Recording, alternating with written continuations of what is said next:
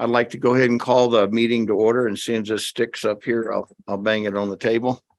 So thank you all for being here. Let me start off with the purpose statement that I'm supposed to read. The primary objective of the CAC is to ensure the capital maintenance and public transportation projects and programs approved by the voters at the November 2, 2004, November 6, 2012, and the November 7, 2017 ballot measures are accomplished with PPRTA funds. The committee reports directly to the PPRTA Board of Directors.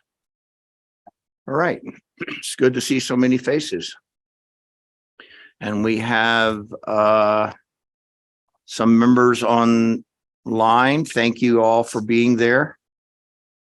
Glad to see that we've got folks attending today. Thank you. It's a very important time for this program. So, Rick.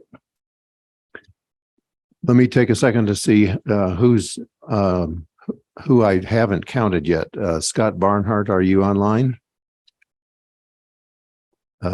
Stephen Hart. Joan, are you on? Ryan. Tony Joya. Okay, we have a quorum and all alternates can vote. All right.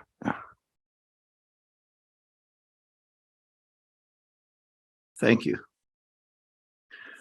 All right.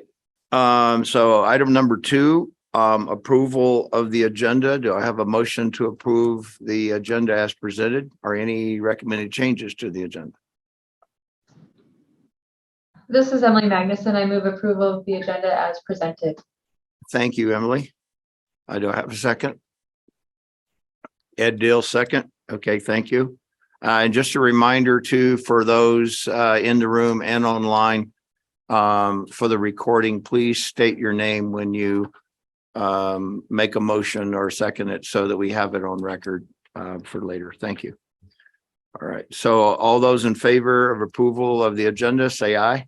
Aye. Any opposed? Not hearing any. Agenda is approved.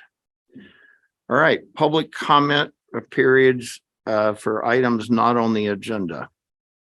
We have anyone with any public comments? Could I make a comment? Yeah, use the voice. That one. Oh, okay.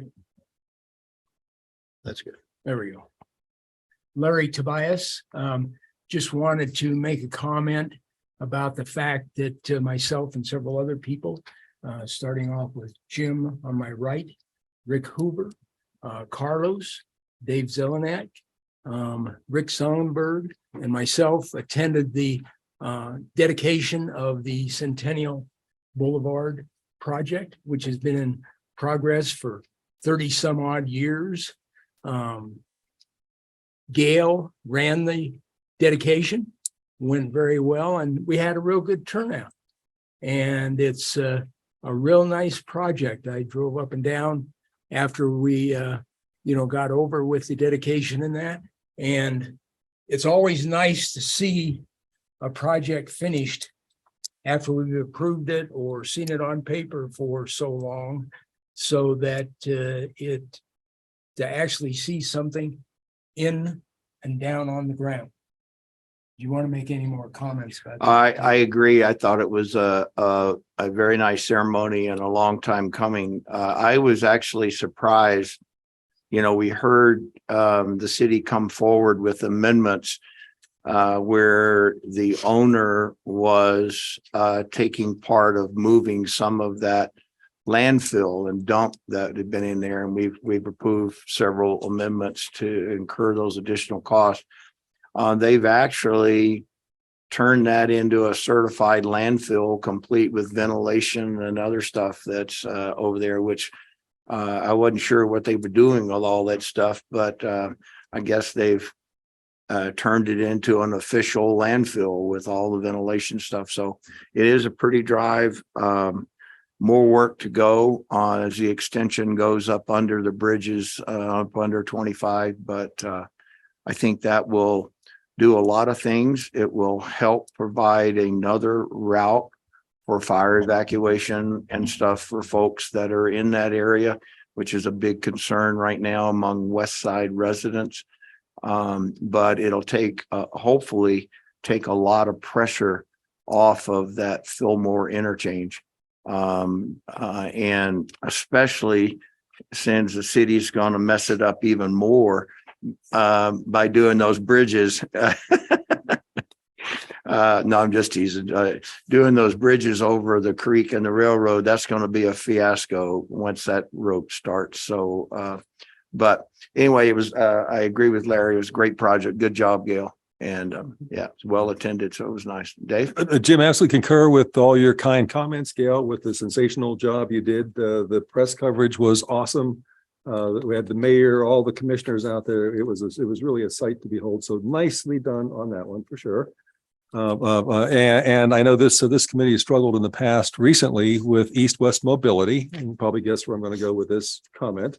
I think it's incumbent on us collectively as a community, as a region, to do all we can to improve east-west mobility.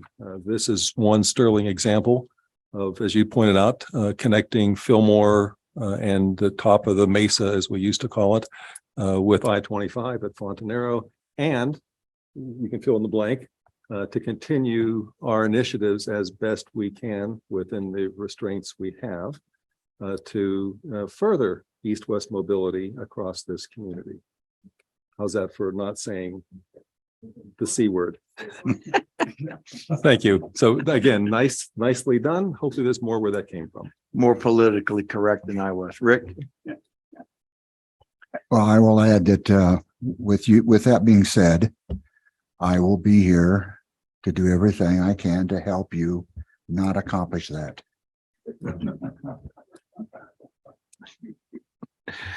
All Let right. the games begin. All right. Any further public comments? Great. Thank you. Item number 4, approval of minutes from the October 5th meeting. Do I have a motion for approval of the minutes? Dave's all night. A second. Larry Tobias, second. Larry Tobias, second. Thank you. All those in favor? Aye. Any opposed? Rick, you got Scott and Joan joined us. Okay. All right. Item number 5, financial reports. Miss Lisa. Good afternoon. Good Lisa Corey, I'm the finance manager for PPRTA. Sales and use tax are reported 2 months in arrears, so we're reporting August of 2022. The sales and use tax revenue was above monthly budget by $228,344, or 1.7%, and is above budget by $1,438,909 for the year. August of 2022 revenues exceeded August of 2021 by $1,046,226, or 8.1%. Did anyone have any questions on those? Any questions for Lisa? Anybody online? Good news, things continue to go to be determined on the future, I guess. As spending begins to level off, we'll see how that goes. And I fully support Lisa again, as always. Great job on this.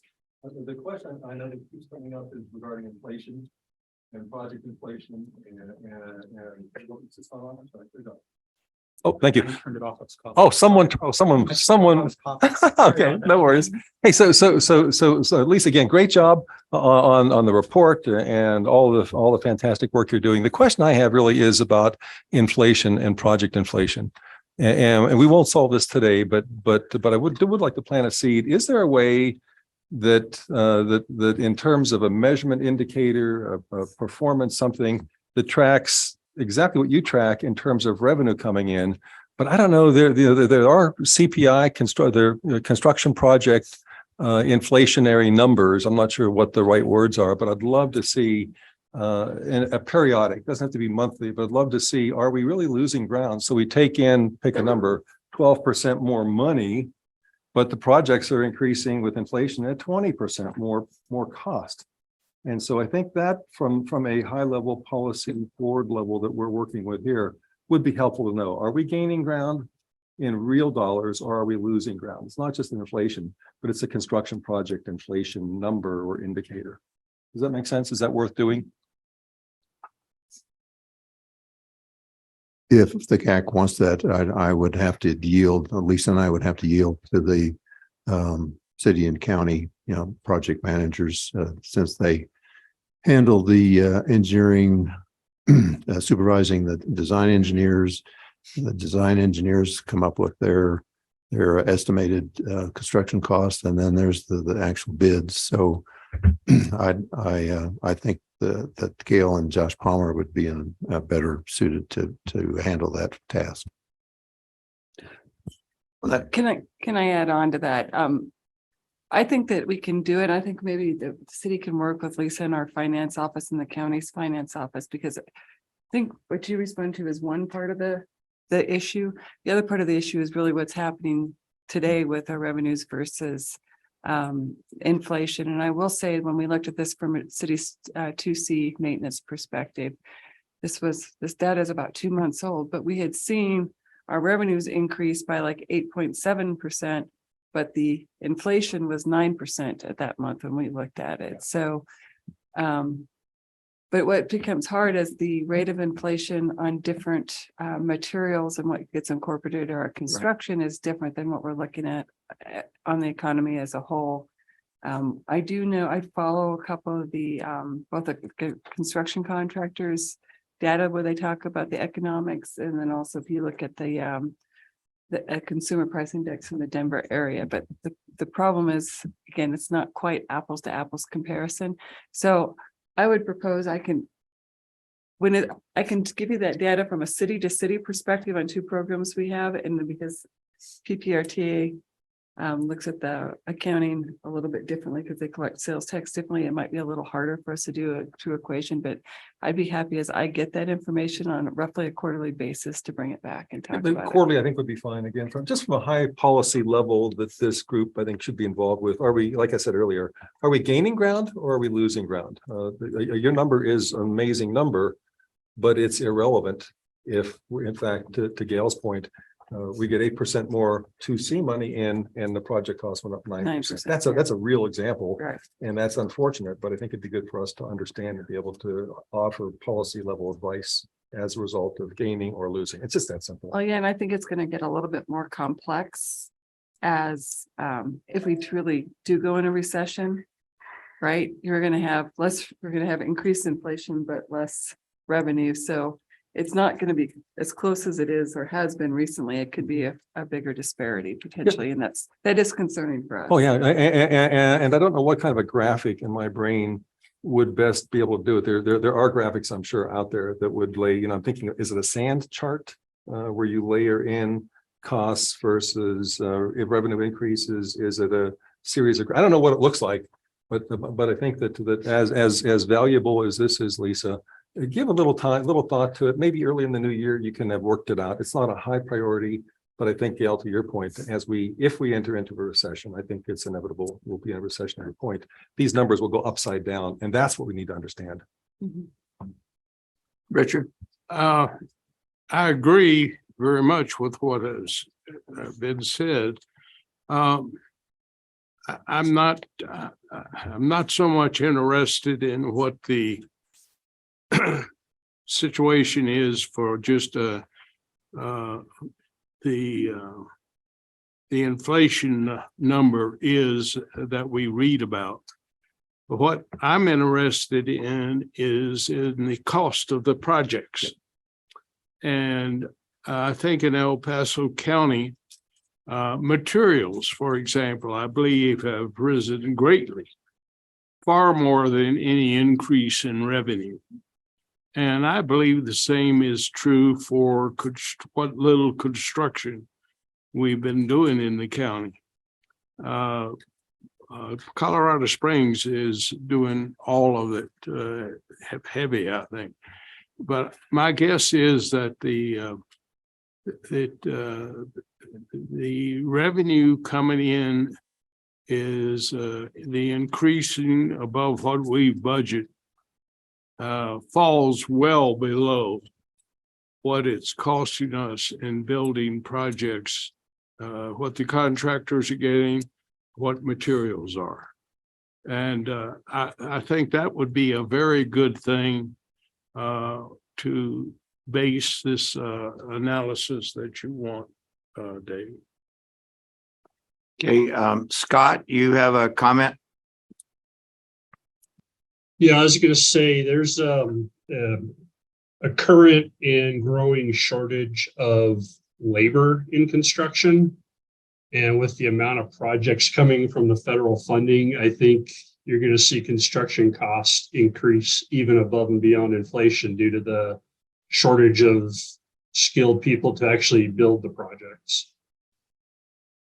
Yeah, and the challenge you have with projects that are involved federal funding, the Fair Labor Standards Act kicks in, and oftentimes that is in some communities that is above the wage that a lot of contractors pay, and so people are going to migrate towards those federal projects because of the Davis-Bacon Act is what that's called, the cost that drives. And when I was doing consulting around the country for the Department of Energy, I talked to hundreds of construction, and that's exactly what happened, especially in smaller communities.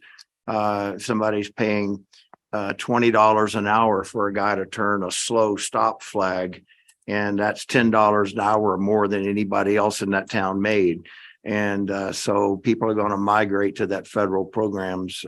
So that could exacerbate the point Scott was making. So all to be determined. Good deal. Good comment. We just hope that supply chain issues straighten out a little bit, and that we get that squared away and costs us. And it's already beginning to come down a little bit. So yeah, good point. Thank you. Good discussion. Carlos? Yeah, just to add to that, useful charts or whatever, as far as inflation. Also incorporate, if I was going to look at this, I would also look at it per capita, because we are experiencing population increases as well. The higher the population or people moving in, they're going to actually be spending more money. So you just can't look at the inflation rate and look at the, just a flat number. You actually have to incorporate population increases, that more people are going to be spending more money. Therefore, we're going to get higher, sales taxes out of that. So that's another one. It's not only inflation, but also population increases where people are moving in, and presumably they'd be spending more money. And we're not the only ones discussing this. The board has brought it up the last couple of months in their comments as we've been talking about the budget, and that very comment about upside down revenue versus expenditure was discussed when they put out the budget planning number for 2024. So that very topic was talked about at the board. So good point, relevant discussion. Thank you all. Any further questions on that? All right. Item number 6, budget presentation. Rick, Lisa, you going to lead this? Yep, it's still me for now. Okay. So during the initial planning process for the 2023 budget, sales and use tax revenues were projected to be 150 million. The net revenue is estimated to be 152,775,619. That's including interest earnings, the cost of tax collections, and transit bus fare and other revenues.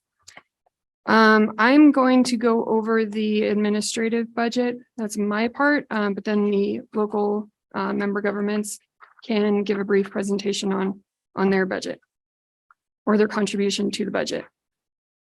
So for our administration budget, we are budgeting for 798,400, which is 0.52% of the proposed revenue, which is well under our 1% allowable per the ballot measure.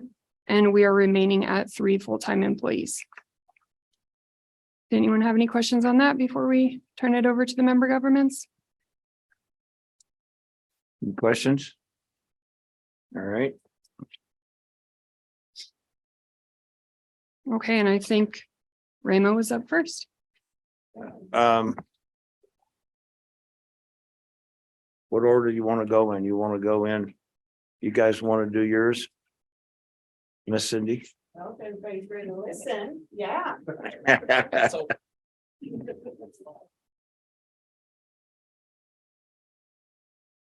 Sorry, never turn it on. Okay. So for the town of Rama, we have a large carryover, which is the main thing for us. So we're gonna have a budget of 58,000. We had kind of saved it up. We had a drainage project, but it actually came in lower than we anticipated. So we're gonna do a bunch of repairs, pothole repairs, street signs, and also get the trees taken care of along the street, so our visibility is better. But that's Rama. Any All right, questions? don't spend it all in one place. Thank you. Callahan. All right. You want- Page okay, I'll page take it. 36, page 36. So our budgeted amount is 58,000. And we have some carryover. We spent some, but our main thing is gonna be pothole repairs. We want to repave, but we're saving up our money, so we're gonna do a bunch of repairs, maybe some overlays. And update our street signs. All right, very good. Any questions on Rama Callahan? Is anybody on from Green Mountain Falls? Don't see it. Anybody have any questions on the Green Mountain Falls budget that was on page 34? As that was presented in your packet. Okay. All right. So City of Colorado Springs. I'm sorry, Lisa, did I take over? You wanted to? Okay, Gail. City of Manitou Springs? Oh, Manitou, I'm sorry. Manitou one? I actually had a question. I don't know if anybody from Manitou, but the maintenance part. All they did was put the dollar amount in. I didn't see anything about what they're gonna spend. Am I missing something? Where it says maintenance allocation. Yep, all they said was their allocation. They didn't say anything about what they're spending it on.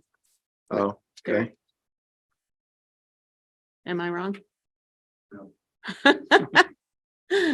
I was confused.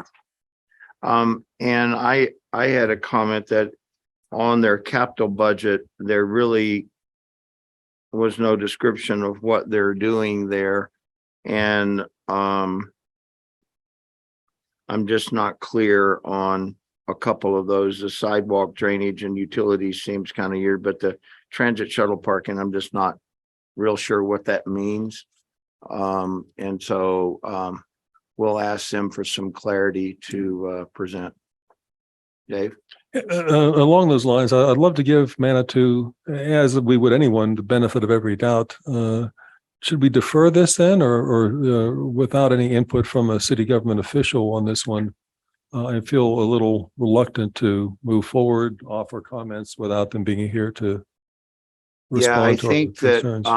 I think we're on a pretty much a deadline or a very short timeline. It might be worthy of asking them these questions and having them present them at the board. Rick, what you? Two options. That's option number one is just to get for the CAC to approve everything as presented today or with revisions and ask for Manitou, Dole Grabenic to add some more detail by next Wednesday for the board's workshop. That's option one. Option two is you could not approve Manitou's and at your December meeting receive Manitou's more detailed presentation, which then would be forwarded to the board at their public hearing at the December meeting for final approval. Okay, so the those public are your hearing two is in options. December, not November. Okay. Okay. Okay. So what's the consensus of you guys? Do you want to defer the Manitou budget and have them come give us more detail in November, and then we take that forward? Or Or December, December. December, I mean, I think if we have the time, why not? I mean, agree. If we can. Okay, Richard? I'd like to make a motion that we defer approval suggested today and to seek for the accountability at the next meeting. On Manitou. Yeah, just on Manitou. I would concur. Okay. Do we have a? we don't need it. Okay, all right, yeah, so all those in favor, of just deferring Manitou's in till we get further details, say aye. Aye. Any opposed? Okay, we'll do that. Thank you. Good option. All right, Gail.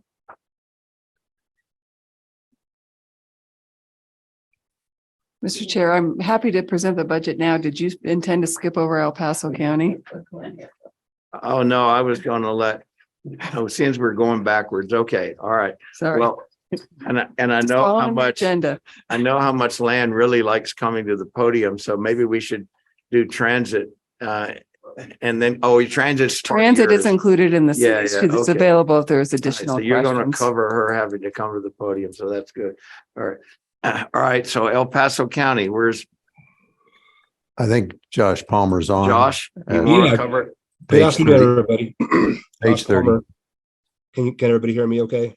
Yes, Okay, yeah, Josh Palmer, El Paso County Engineer. I will say that I'm okay if you would just like to skip over me and approve our budget. You won't get any pushback from me. But with that being said, so the county is operating with a budget for new revenue, $23,433,022. And this includes $200,000 from the city of Manitou Springs for payback for West Colorado Avenue, as well as some city projects. A big portion, like others, is our carryover, over $92 million, which not only seems like a lot, but is a lot. But I will point out that we had two projects start this year, both of Security Boulevard projects, and then next year, our largest projects will all start construction, and this is Beacon Light, Eastonville, Highway 105, and cross our fingers, South Academy as well. So you'll see this carryover really start draw down in 2023. So with that being said, with the new revenue projections and the carryover, our budget for capital projects is $116,178,777. And as you can see in that table there, we are allocating those funds, the new funds, towards Beacon Light, fully fund Beacon Light, fully fund Deer Creek, as well as Eastonville, and get closer to fully funding Highway 105 to the tune of just under $11 million there for Highway 105. So those are our budget allocations for capital. And as you scroll down there, we have a maintenance budget allocation, $15,445,458. You combine that with an estimated $8 million carryover into 23, which for maintenance projects isn't unheard of. We're always carrying over, cleaning up some of our concrete, pavement, or overlay work. So we are expecting a 2023 budget of $23,445,458. And like always, we're going to use our pavement management analysis recommendations from the public, from county staff, from our board, and all the advisory committees on how to best spend that money on which roads. okay, So any if questions, any questions, I'm happy to answer. Richard? Well, I'm prepared to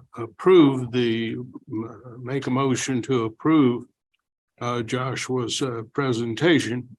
But before I do, Joshua, are you okay?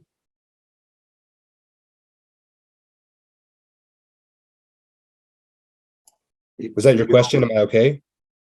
Yeah. Oh, The reason I ask, I've been on the hack now about 3 years, 4 years, I forget. Rick would know, it's not important.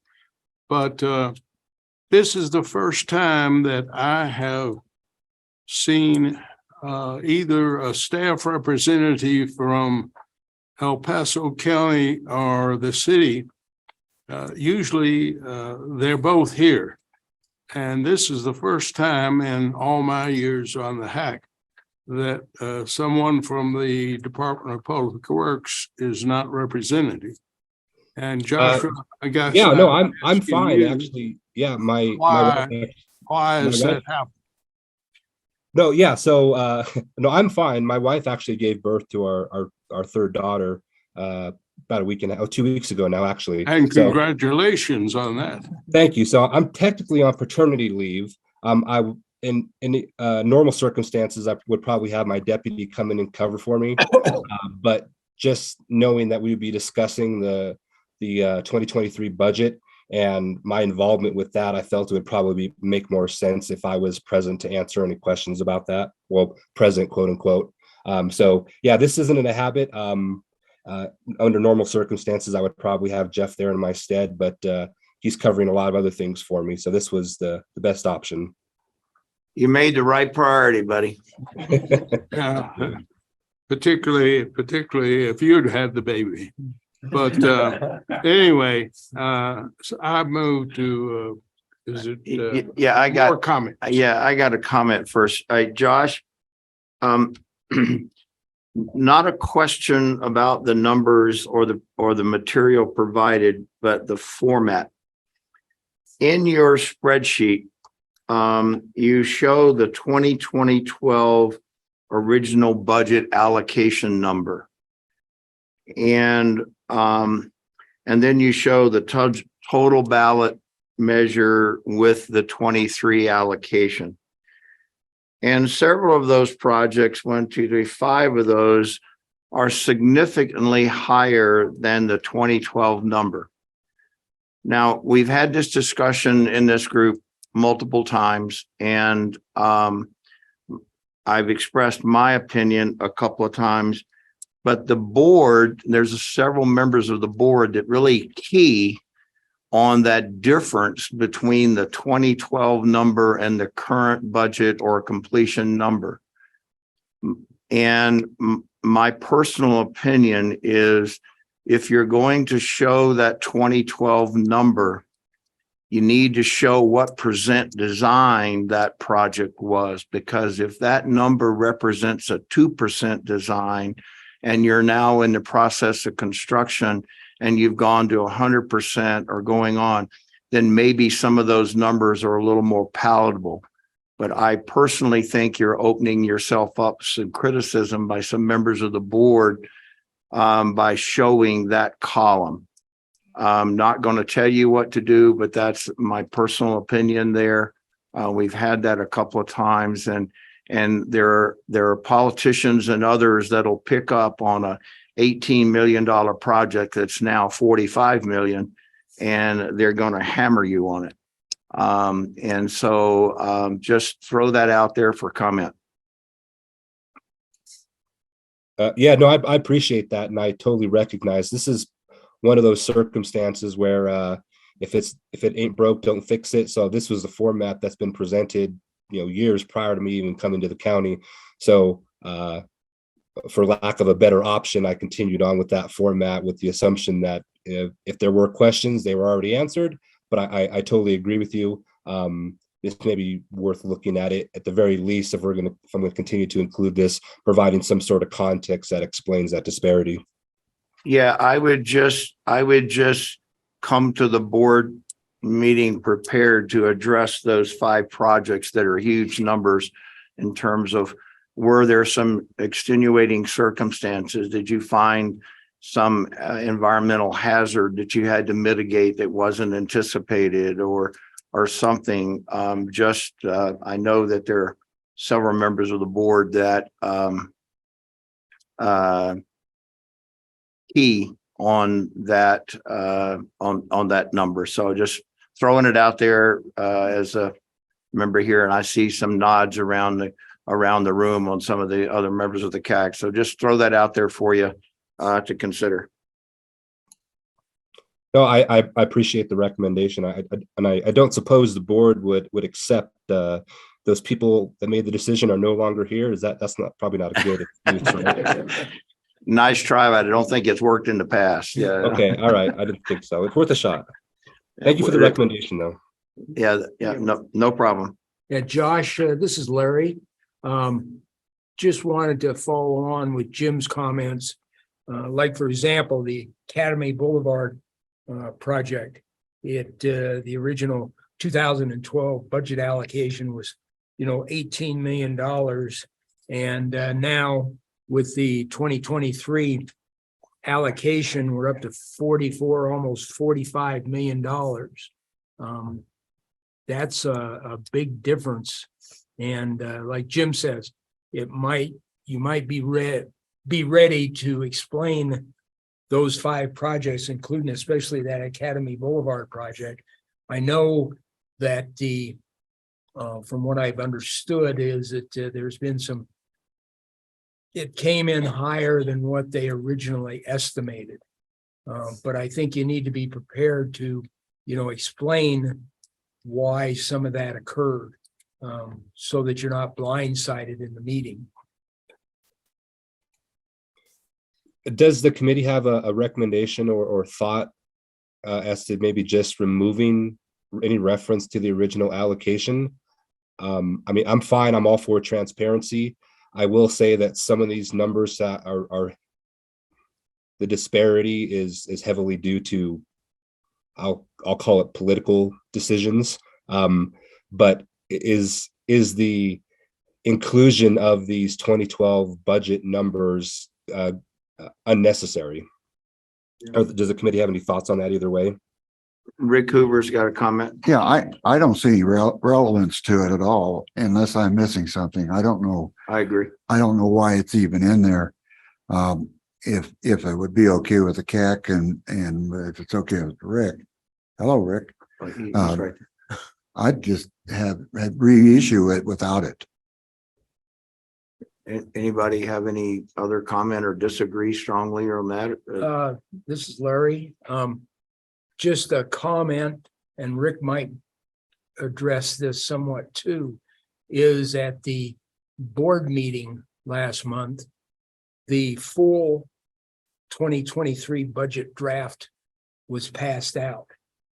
And in that, that went to all the board members, including Jim and myself. And I just briefly looked at it before we came to this meeting, and that column is already in there. So I guess one question is, if we delete it, do we need to address that with the board, or we just delete it and just move on? Yeah, maybe the better idea would just be come with some general explanations to why. And I think Larry's right on that, or the Academy Boulevard one. There were some state requirements and some other things I think that got thrown in that rose the cost of that. But I think just having some general ideas, because like I said, there's a few board members that really trigger on cost escalation. And in the middle of an election, there are going to be people that are going to pick up on that. So, and I guess that's what I'm concerned about, Jim, is that those board members have already seen. Right. If they've looked at it in detail, they've already seen that page, that column. Good point. And so I don't think we'd be better off, I think, of trying to address it instead of just deleting it. Right. Cindy? And I don't know if PPRTA is that much different than towns, and I'm probably different because small towns, but when we do the proposed or the draft budget, I reiterate to my boards, this is just proposed. This is draft. This is not going to be the final. So when it comes to final and the hearing and all of that, it does look totally different often from the first one they get. So I don't feel that's a big deal, but I don't deal with the board very much. So if you think they will zero in on that, but for me, the actual budget always is different than the proposed budget. Totally agree. Yeah, this is Ann. I agree. We're doing all this in everywhere. And I think Josh could explain this. It's just what's happening. Okay. Thank you. Carlos? Yeah, this is Carlos Perez. Since you were asking about whether it should be included or not, I've always been in favor of what I call full disclosure in this. Taxpayers are pretty sophisticated in our area here, and they would like to know. There are people who go out there and, hammer, and I'm hoping I'm not one of those. I just like to get what the relevant context is. When you hammer an organization or something, then there's going to be a tendency of those personnel to maybe like hide information or not bring bad news. And I want to hear if there is bad news, so I can be a full partner in helping to rectify some of those issues. When you have a something like maybe a cost overrun or we didn't estimate well, my response is, how can I help you do a better job next time when you do these forecasting? I'm here to help is the way I look at it. And it looks like bad news here, maybe. But I'd like to hear that and be a full partner with, addressing those concerns or problems that are there, rather than not knowing about it and not being able to help. That's my role here, is to help staff and help our city here do a good job. And having these numbers here from 2012 may indicate that there could be an underlying problem. Maybe there's something else going on. Just having a raw number here doesn't tell you the story, and getting that context is why we're here, is to ask those questions. And if we need to make changes in how we do cost estimation, maybe that's what our recommendation is, or maybe city staff picks up on that. But I'm inclined to leave it here and ask questions rather than not have it here and be ignorant. I'm okay with that. Rick? All right, and then I guess maybe either they ought to decide to not have this next year, or then have Colorado Springs add it next year.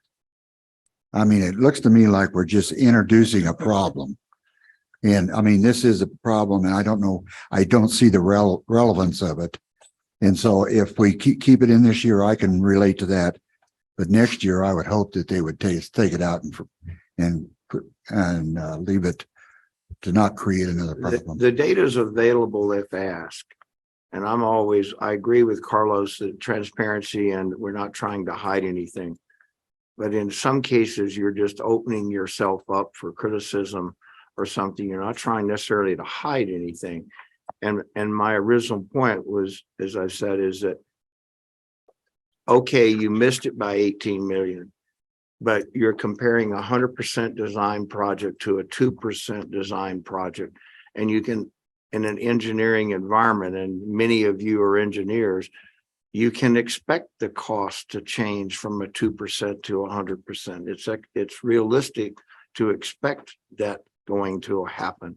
And if that's the case, I mean, we've got examples, and one of the board members brought this up a couple of board meetings ago, and they used circle bridges, or you could use the bridge over Academy Bridge over Cotton Creek. Yes, those numbers were higher than the estimate. The estimates to repair the bridge, after a cost benefit analysis, the decision was made that in the long run, in the life cycle of that bridge, it was more cost effective to replace that bridge and have a longer usable life than it was to repair that bridge, and that it was a better. And so there's your explanation for a portion of that cost. We did a cost benefit analysis on the replacement versus repair. We made the decision to replace. And so those are just factors that are there. And this is not questioning that someone's trying to hide anything. The information is there. No one's doing anything corrupt, we hope. But I just think you open yourself up personally. But anyway, Gail. Mr. Chair, I've made an observation I'd like to share with you all. I actually think this information, like you've been saying, that it's invaluable to keep, but I don't believe it belongs in the budget document. I believe it belongs with the capital improvement program that the member governments keep and report in their quarterly reports. So the city of Colorado Springs does report it every single quarter. And we actually even show a column that has the increases or decreases. And that gives you the bigger picture of what's happened over the life cycle of the project. In the county's case here, you know, they're showing their carryover from 22, their proposed additional funding for 23, and just really what their budget is for 23. So to even look at that number in comparison to the 2012 estimate isn't really an apples to apples comparison. So I don't believe that data belongs in the budget document. Thank you. Okay, so, we didn't have a motion. This is a discussion. We'll bring this up. And Josh, just, having done this for a while, I know that there's a couple of board members that'll key in on this. So just giving you a heads up. Oh yeah, and I'm absolutely prepared to speak to every single project if I need to, because there's a reason behind everything. I will say, Carlos, if you have the ability to go back to 2012 and get me 2012 prices, that's the best way I think that you could help me out if you have that ability. Can I respond to that? You mean go back to 2012 and do what? I'm sorry. Yeah, if you can get me 2012 prices, I can bring these numbers way down. Oh, you're saying your cost. In other words, personnel, equipment, materials. Yeah, if you want to help me out, you can get me 2012 prices. That'll go a long way.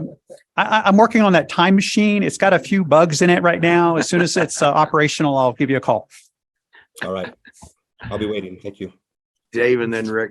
Maybe just one last comment as I think we're kind of wrapping this up. And Josh, again, thanks for the good job and the hard work on this. I think that this conversation about 2012, 2022 dollars echoes back to what we were just talking about 20 minutes ago, which is, I think it's probably so important that we understand it's not just the construction price index, but it's some measurement indicator that helps us make the job, I'll call it the Josh factor, understandable. And it's important to us, but I think it's also important to the public that we can stand up without a giggle factor and say, yeah, look, these prices have in aggregate jumped by, pick a number, it doesn't matter what it is, 28% over these years. So I think maybe a little historic perspective looking backwards. And then as we move forward, then we can have some credibility because we've got some quantifiable numbers behind the jump in prices, not just 2012 sounds like a good year to have it. And we'll put Josh and Carlos in that same time machine and let us know how that works out. But just to echo that point. And that's an important, that's an important thing is our oversight responsibilities as a citizens advisory committee is to be able to answer those kind of questions on next door and all the people that are anti and for us to know that information. So Rick. In taking off of what Gail just mentioned about the quarterly report versus the budget, would the CAC want to make a recommendation to the board that that column be taken out of the budget submittal, but specifically placed in all city and county quarterly reports? Would you want to make that as a recommendation to the full board?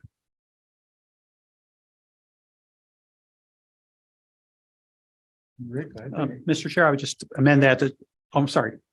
You're the chair. Oh, Go ahead.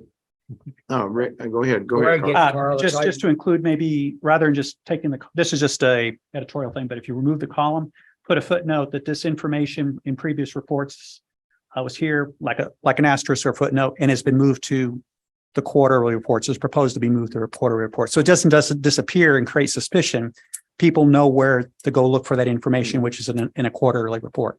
That would be the only change I would make to this report is don't just delete, but say where the information is now to be included. Since we're talking about El Paso County, and our chair is here, the first vice chair of the PPRTA CAC, Larry, I would suggest you make a motion one way or the other on it. Well, do we need a sub motion for that within? No, I think I can take the consensus of the committee to make that recommendation without making a formal vote. The recording and the consensus is captured that and explain why I think we can capture that without a formal vote, if that's okay with everybody. Yeah, and I think that would be good to put both county and the city on the same type of spreadsheet, I guess you might say. Format.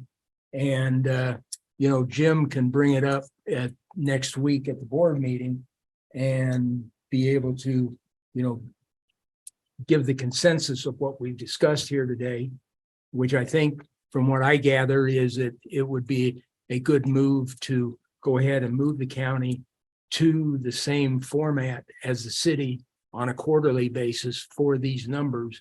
And then we would take out that column in the final budget presentation for December 14th. Yeah, December 14th. So in the final budget document for December 14th, that column would not be in there. Does that sound reasonable to everyone? Okay.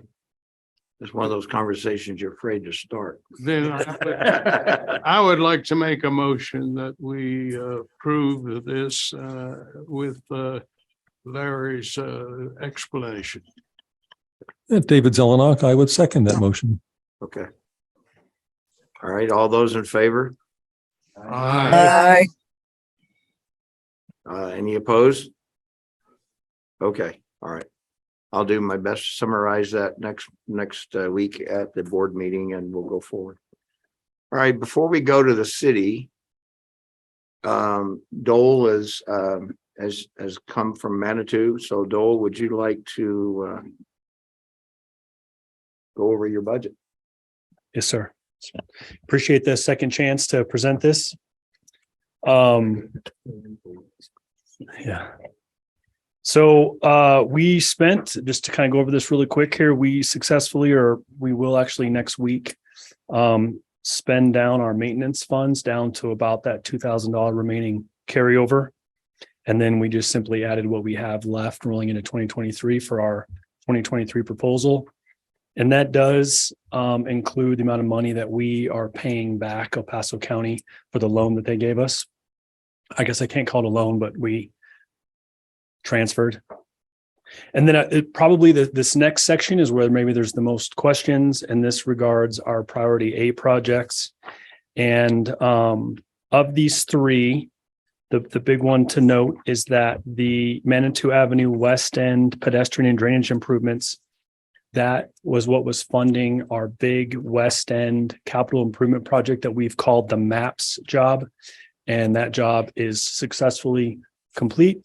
And I was able to keep my job the whole time because that job caused a lot of stress in the city. And so our goal in that is to not allocate any additional funds to that project. I did leave money in there because we still have final invoices and things rolling in for that project. And so we don't need to add any new money to this project, but we do need to keep money in that project until all those final invoices are paid and that kind of stuff. This project was federally funded with CDOT. So we have spent down all the federal dollars as per their request. And so now we're spending down RTA dollars, and we just don't quite have that number dialed in just yet. Once that number is done, though, then that would free up those capital dollars to come back to you all on the board and for us to potentially allocate to the other two projects. The one above that, the Manitou Avenue or Manitou Downtown Sidewalk Drainage and Utilities, there's still existing money in that project. That area, we don't have necessarily the needs we have in that area. We feel like the $292,000 will cover those needs. So we also don't feel like we need to add any additional 2023 dollars to that. And then our big one for us is our transit shuttle parking. And this is the money that we have been using to fund our Hiawatha project, which is our transportation and mobility hub. And this is the site that's partially demolished in Manitou, our largest parking lot. This is where 3 Mountain Metro shuttles, Pike Ride, Creek Walk Trail. This is really what the city is wanting to support as our major mobility hub, help people get into town and then find other routes besides driving into downtown. And so really what this is suggesting is that we'd like to allocate all of our capital improvement dollars to this site for mobility, which is specific for us, which is bathrooms for that. Right now there's porta potties, we like to have permanent bathrooms. And then we have a mobility plaza also laid out in the area as well. Rick? I would just say that what we're looking for is for you to put on paper what you just said. Okay. That's basically what we're looking for is an explanation, and you gave us an explanation, but we'd like to have it attached to this. Just specific for that one project or for All of it. It was just what you told us. Okay. I was trying to kind of follow how some of the other small communities had done it. So yeah, I can follow up with more information. But with the maintenance also, all you did was put dollars in. Could you kind of give even a sentence or two of what you're planning to do with those maintenance dollars? Sure. And I know small town, that's us. But just brief, you're gonna do pothole repair, you're gonna do street sign. Just something. We do have that allocation, so that's fine to do that. Sure. Thank you. Yeah, I think that would just help. Sure. We actually have a three-pronged approach of pothole repair, maintenance, and then some sidewalks. So sure. Okay, I think that would help. All right, any other questions? Oh, I'm sorry, Dave. Mr. Chair, a great overview. Thank you for that. Tell us about Ruxton Avenue. I know that's it's kind of a side issue here, but it also interrelates, I think, to so much of what your plans for the future are in terms of major capital projects. Is that still a go? Is it still related to this work here? Help us understand. This isn't related to Ruxton. Ruxton's funded with Manitou local dollars and then federal CDOT dollars for Ruxton. So we are actually in the design phase of that, and we have several years of construction funding ahead of us and a lot of work ahead of us on that corridor. Yeah. So it's still a go, and It's still underway. a go. We'd love to have a shovel in the ground a year from now for just that upper section of Ruxton by the cog down to Winters. Yeah. And then multi-phase our work down the Ruxton corridor. So it's going to be a challenging project. That's a good answer. Where We it's have a lot going of was, room to work. So. hopefully the money we're putting in, as Cindy was saying, into maintenance won't be necessarily torn up 6 months from now, 2 years from now, because you're redoing. Fortunately, Ruxton's in very good shape from a pavement perspective. We don't have any plan to do any work on Ruxton with any of these dollars. It's in good enough shape to be sufficient until we start working our way down the corridor. Okay. Yeah. Yes, ma'am. I had a question. We made a motion earlier about Manitou. Do we want to change? We made a motion, you weren't here, to table yours until December for the further explanation. So do you feel you can do that? What you just said, Yes. by the board meeting next week? Yes. Oh, Should by next week? Sure. Yeah. Yes, I can do So that. I don't know if we want to change. Yeah, I what was we just, decided. good lead in. I was going to ask that question. Do we want to retract the motion, whoever made the motion? We want to retract that, or I think we need to do another one because it was moved. and Okay. seconded. Rick? Just a couple of thoughts. Number one, if Dole is going to provide something, I'll need it by noon tomorrow to go in the board packet. Okay. The Great. plan B for that is you can make it a walk-on, but the board doesn't prefer walk-ons, but anyway, so that's one logistical issue. The other is I'm looking at my summary of Robert's rules, and Jim, you have one in the front cover of the binder. Motion to reconsider must be made by a member who voted in the majority. So let's see. Any? I'll do it by noon tomorrow. I'll do it today. Right. Do we have a second? Second. And Rick Hoover, second. All those in favor? Say aye. Aye. Any opposed? Opposed. Okay. Carlos, okay. And Dole, one quick question is in the maintenance, is any paving planned next year out of your Yes. maintenance allocation? Okay. Yes. I didn't hear you say paving, so. That'll be the lion's share of the work. Okay. Thank you. I'll get it to you, Rick. All right, thank you. Now Gail. All right, Gail Sturdivant, City Engineer, Deputy Public Works Director for the City of Colorado Springs. The city's budget is broken into three major components. The capital budget, which is $58,462,072.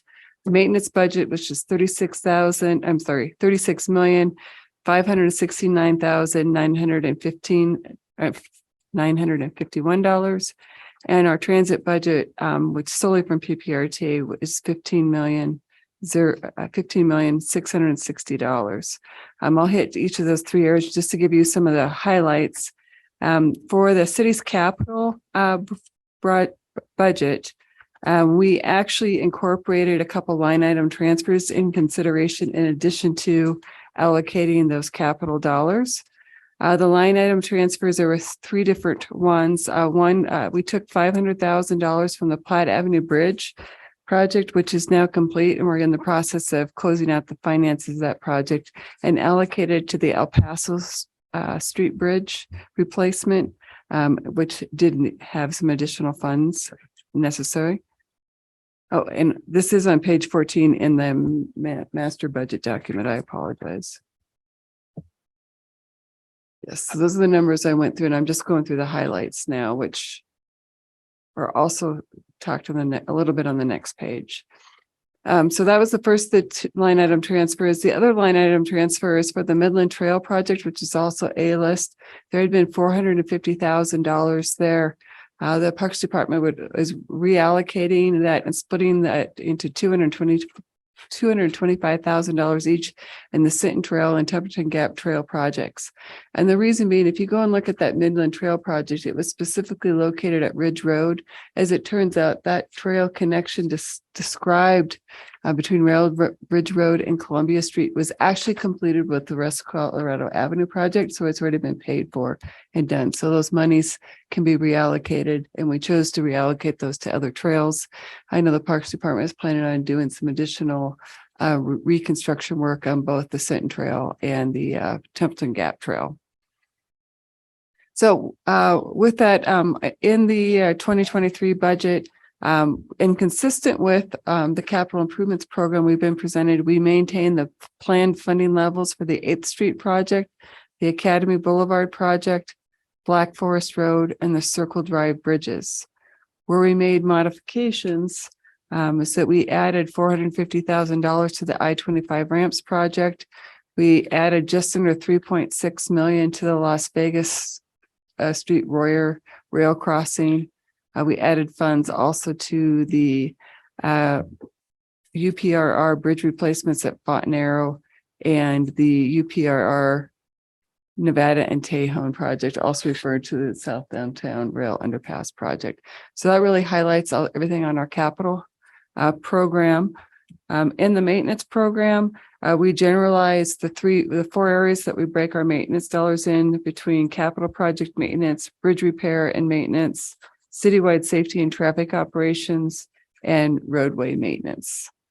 And then for the transit budget, there's a detailed transit breakdown that includes the PPRTA dollars plus the fare revenue that's included for the overall transit operating budget in this area.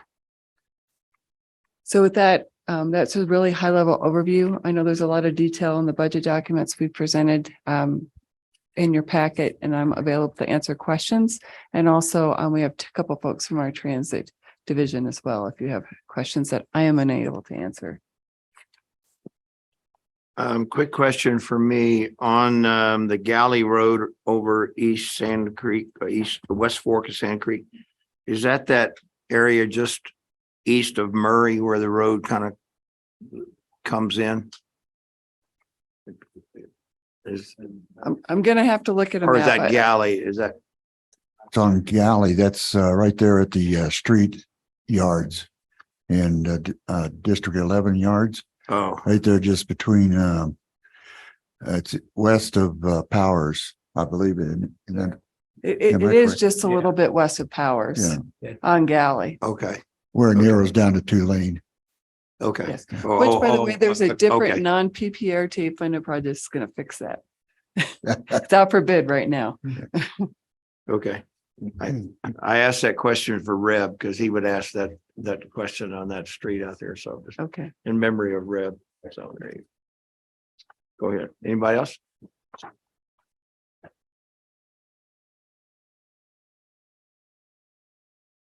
All right.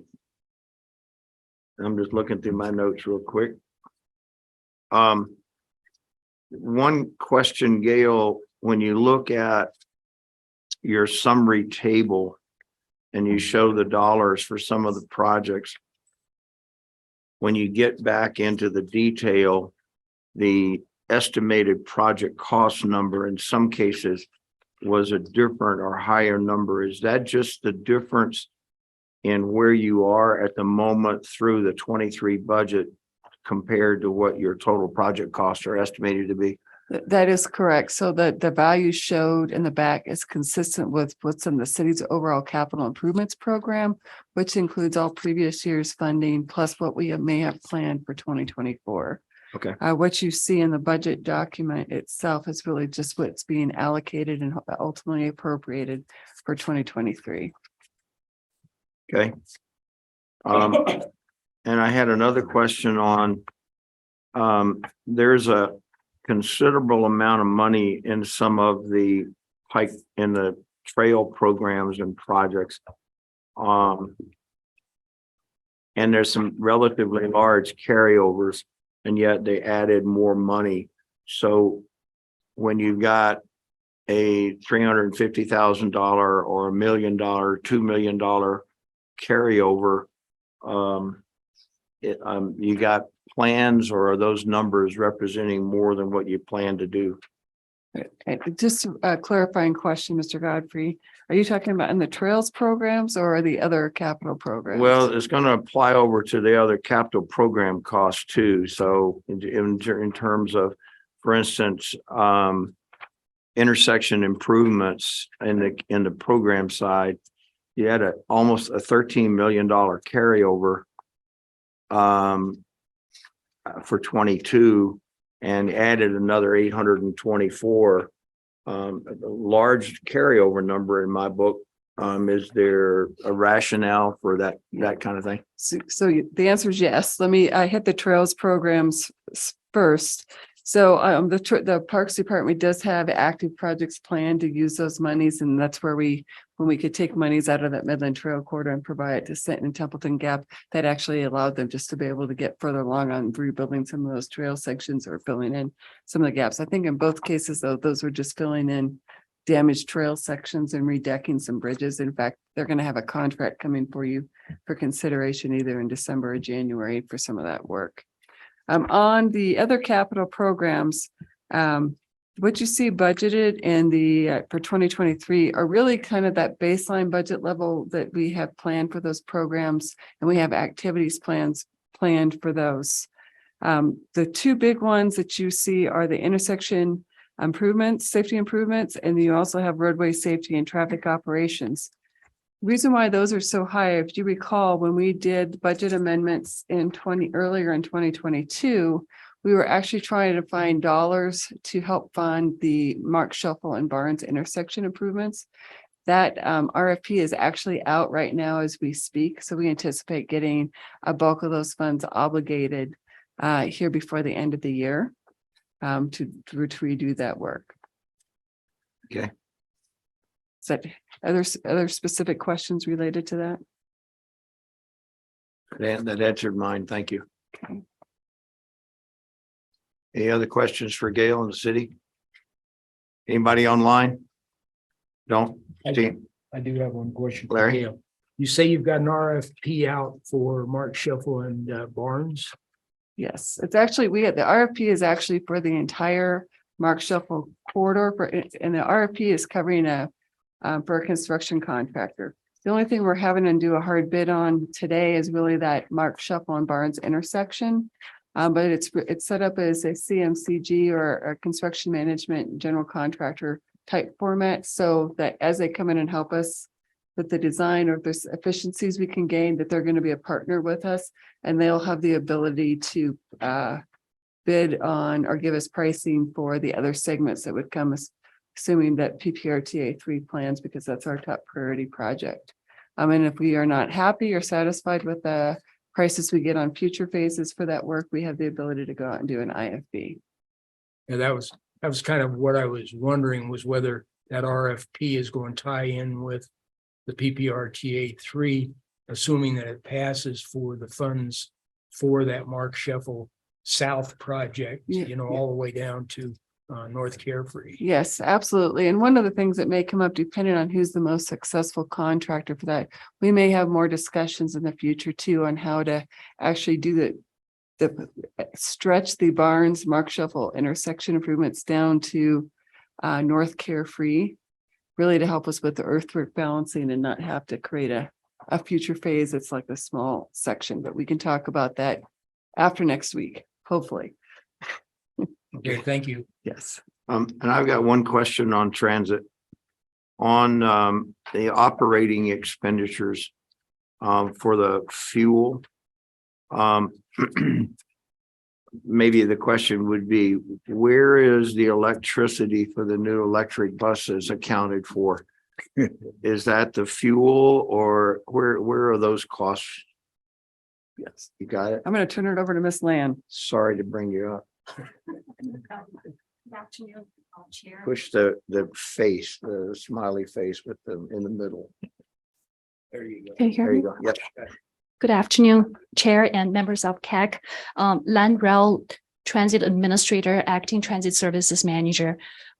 The electricity costs specifically for the BEB buses are included in city's general cost line. Okay. So it will be included as part of the maintenance of effort calculation, but it's not included in the PPRTA budget.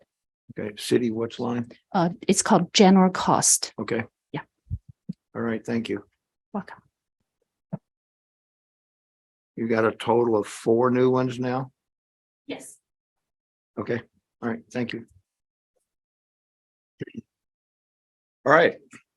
Good job, everybody. Any further questions on the budget from anybody? I think we covered everything. I'd like to make the motion that we recommend this to the board. Okay. Cindy, I'll second it. Rick? Rick Hoover, second. Second, Joan. Okay, Joan, thank you. Any further discussion?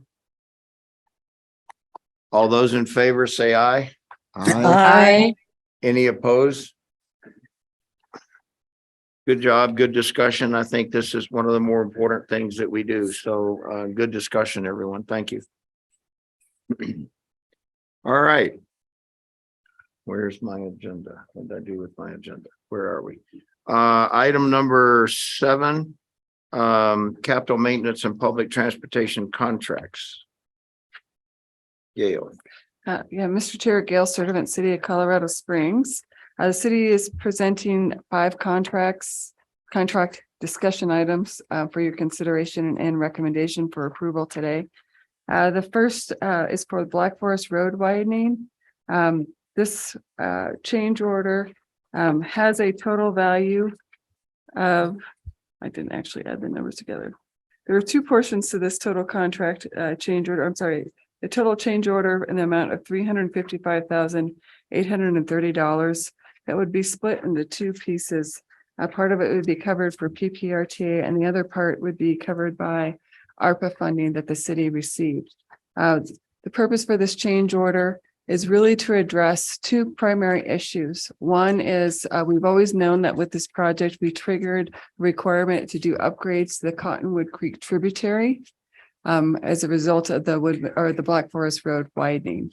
We did go through and we were able to identify $1.9 million for that. And it's going to be included with our overall contract with the Black Forest Road project. This funding or the $288,000 would be finished the design work for it. And those remaining funds would be available for the future construction. So you'll see the construction come back at some point in time in the near future. The other portion is PPRTA, and what has happened in addition to this tributary work that I've mentioned, the Black Forest Road widening itself actually does improvements and crosses over with a bridge and some channel improvements on the Cottonwood Creek main line. When the city first got this permit approval from the Corps of Engineers, it fell under a nationwide 404 permit. Now Corps of Engineers has changed the requirements. So we've been grandfathered in through 22. but we're going to be required to go and obtain a new permit in 2023.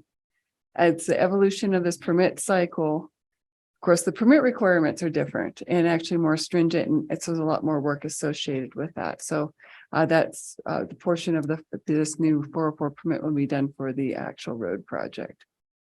This change order is AECOM. AECOM's been the engineering firm for this work all the way through, and they were initially selected for an RFP or through an RFP. Any questions on that item?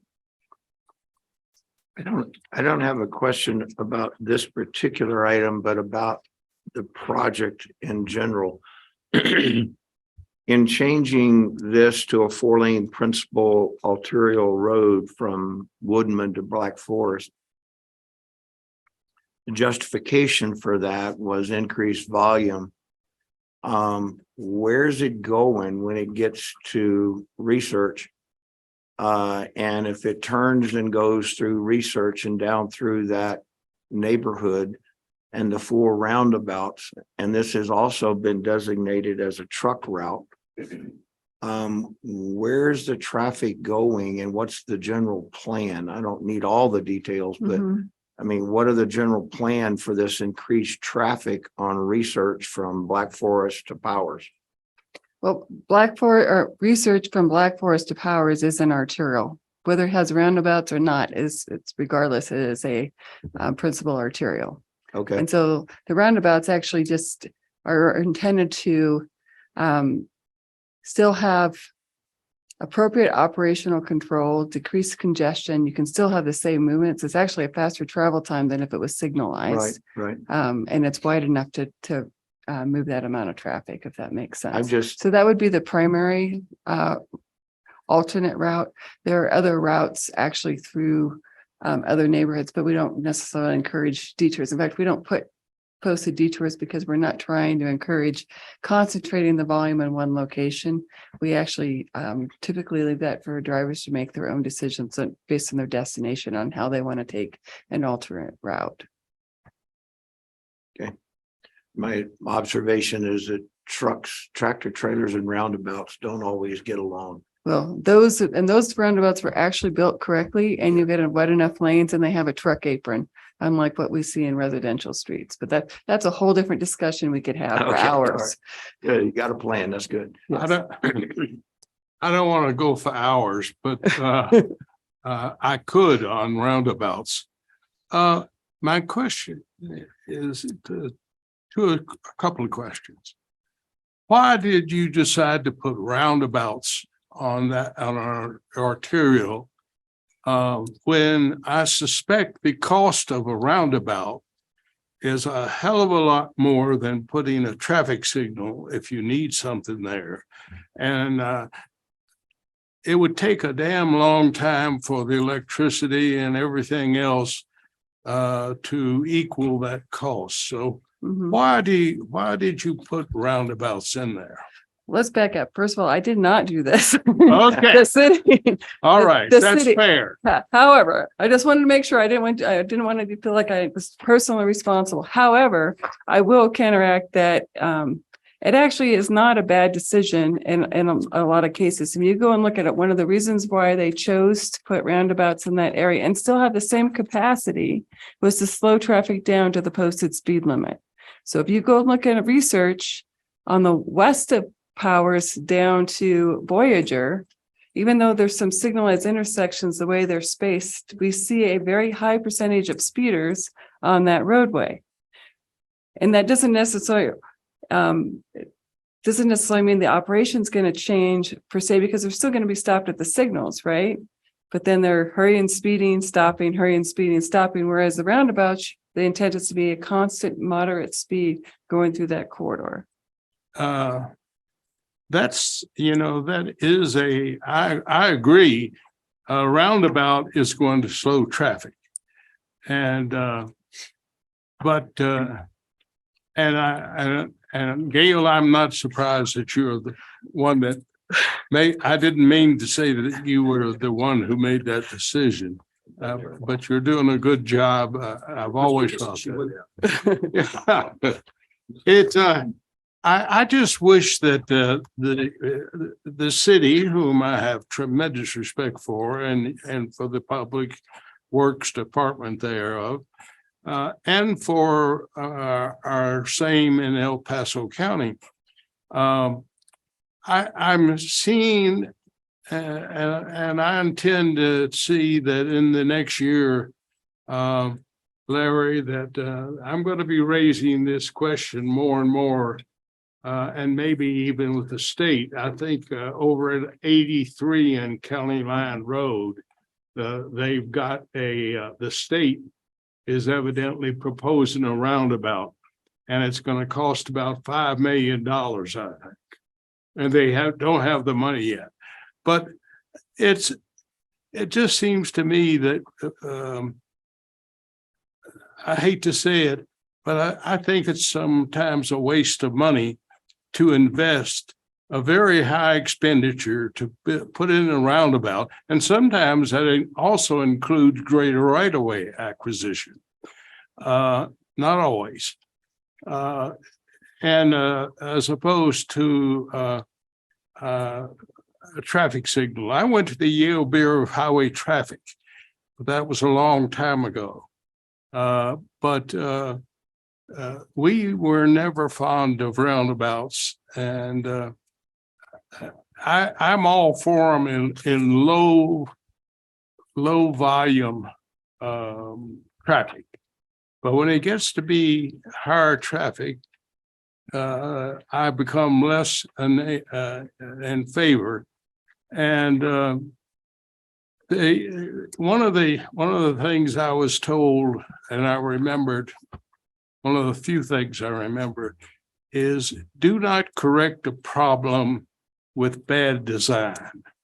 And I find residential areas love to put in swales, which are the worst design I've ever seen for small design.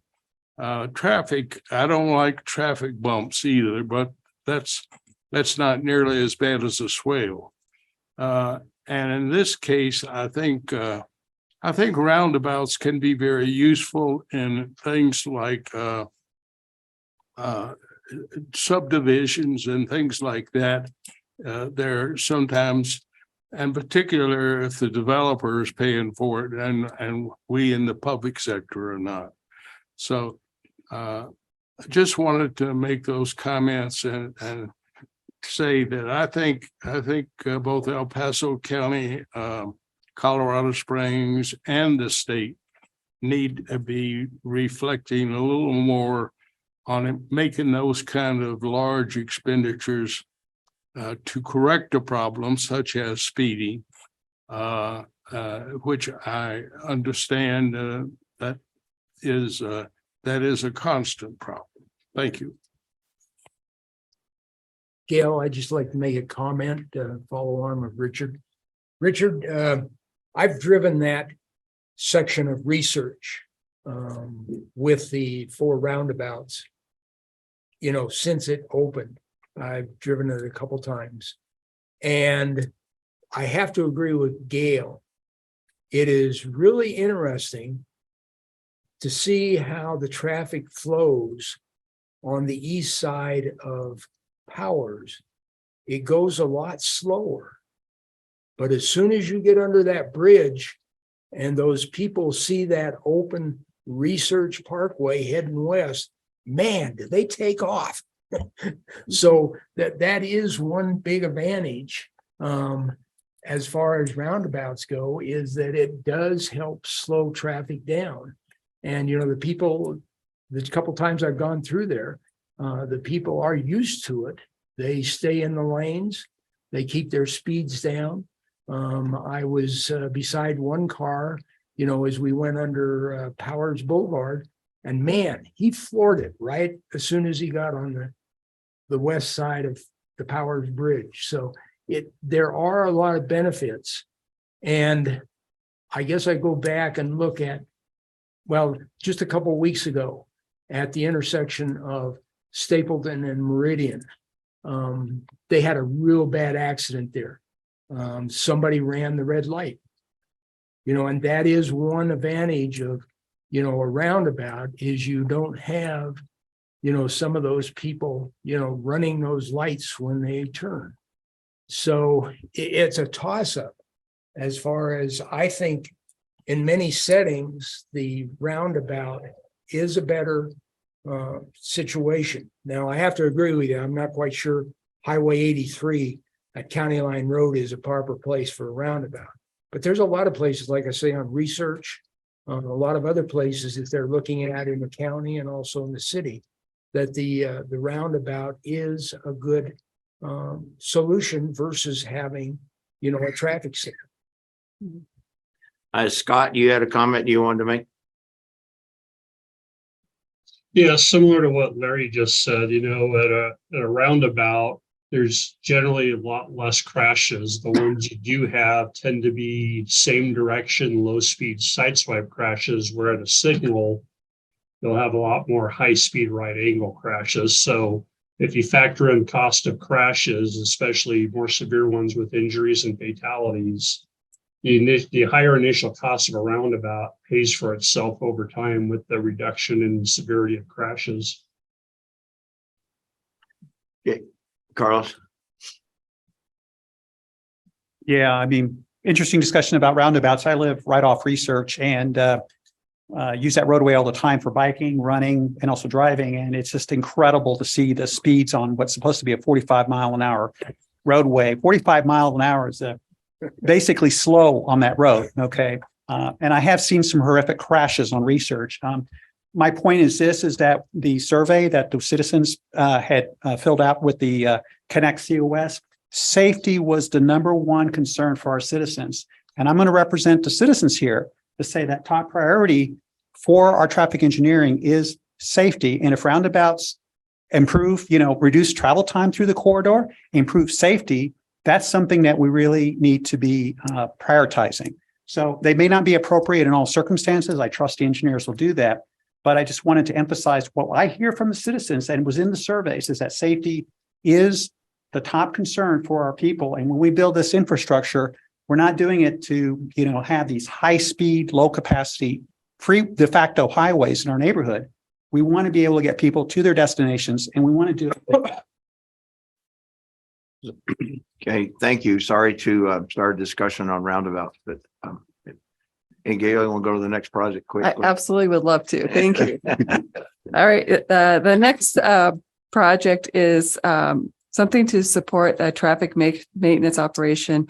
It's to purchase a piece of specialized equipment, specifically a telescoping crane, to assist traffic maintenance with the installation of traffic signal bases and mast arms. The current piece of equipment the city has is 22 years old, and it's really beyond not able of lifting these heavier loads with both the poles and the mast arms.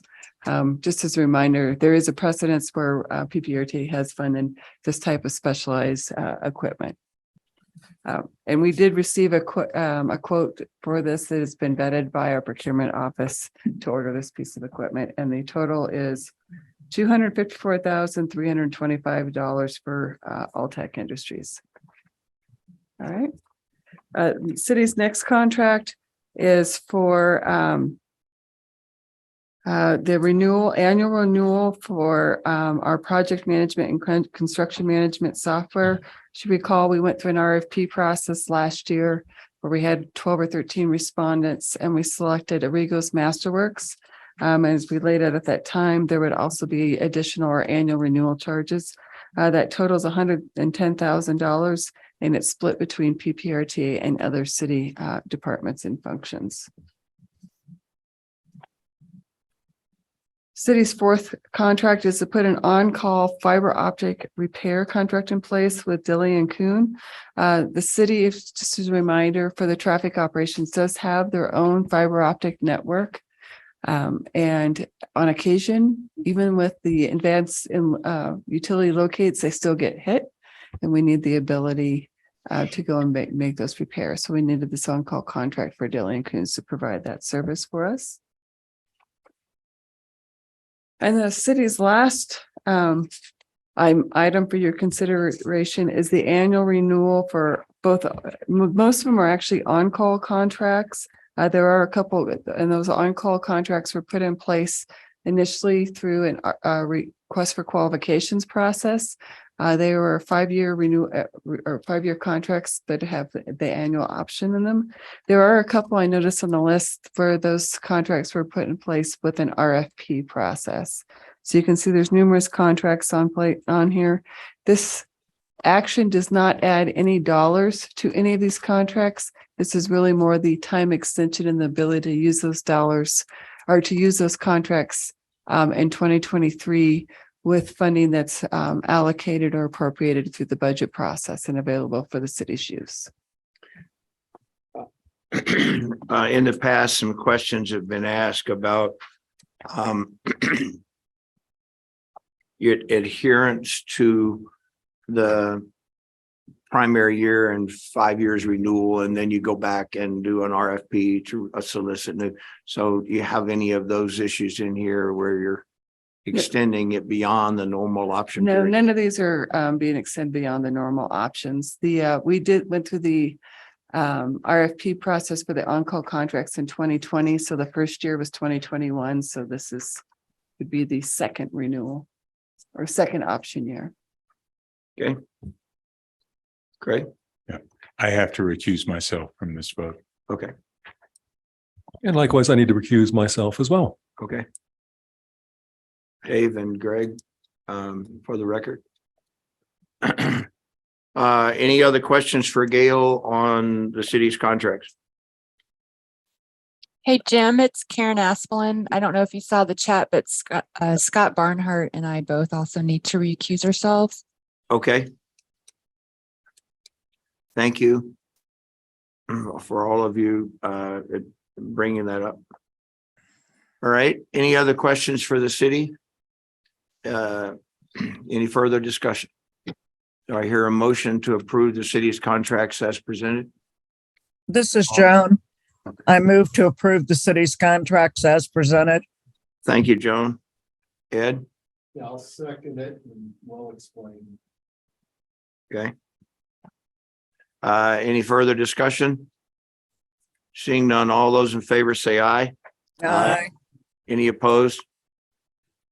Motion carries. Thank you. All Mr. right. Chair, it's Rick. Larry, yeah. Could we double check for the minutes? Who is recusing themselves on that vote? I'm counting Scott, Karen, David, Craig, and also Emily as a question. Yes, that is correct. Thank you. Emily Magnuson. So we have 5 abstentions abstentions. Okay. That doesn't affect our quorum or anything like that. So just abstaining on that one vote. Okay. All right. Thank you. All right. County, Mr. Palmer. Josh Palmer, County Engineer, El Paso County. We have a single contract, a new contract for $1,551,720 to Wilson and Company to provide construction management, inspections, materials testing, and public relations services for the aforementioned Highway 105 Phase A project. Because of the complexity and the visibility of this project, we decided to bring the CM consultant on board in the final stages in preparation for IFB for construction planned for the end of this year or early next year. A lot of people ready to see this project get under construction. Can I ask? Yes, go ahead. Can I just ask what public relations entails? What are they going to do? So this will be providing weekly, monthly updates on traffic closures, phasing, working with the county's PIO, Public Information Office, to send out notices via, Nextdoor, LinkedIn, all those social media platforms to make sure that they'll also be receiving and collecting and helping answer questions relative to the project.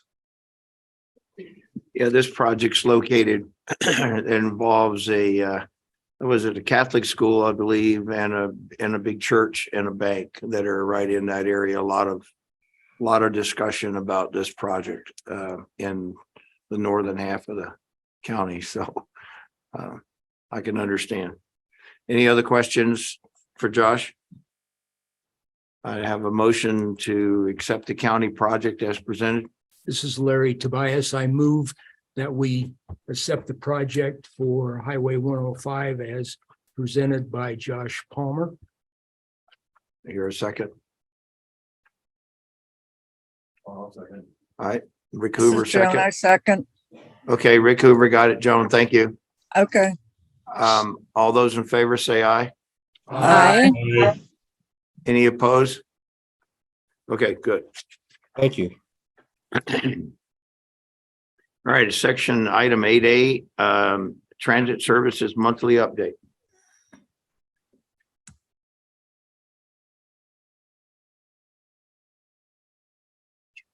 Good afternoon, Line Route Transit Services. In your packet is a regular monthly transit report. It's on page 77. We also have some additional information to share. If we were not able to get the information, the PowerPoint to the packet prior to the deadline, because it was just presented to City Council last week. But we thought it's pretty good information because we've had a lot of questions around this free fare months that transit participated, and City Council requested update and information last week at the informal work session, October 24th. So we would like to share that information with you here today. So as you know, in August, transit was able to participate in the state of Colorado's ozone season transit grant program. Next slide, please. Thank you. The state of Colorado's Zero Fare for Better Air initiative was basically funded by a State Senate Bill 22-180 in 2022, which provided about $14 million each year for 2 years in the state of Colorado. Denver RTD was awarded, received $11 million from this bill in 2022, and the rest of the state was awarded $3 million.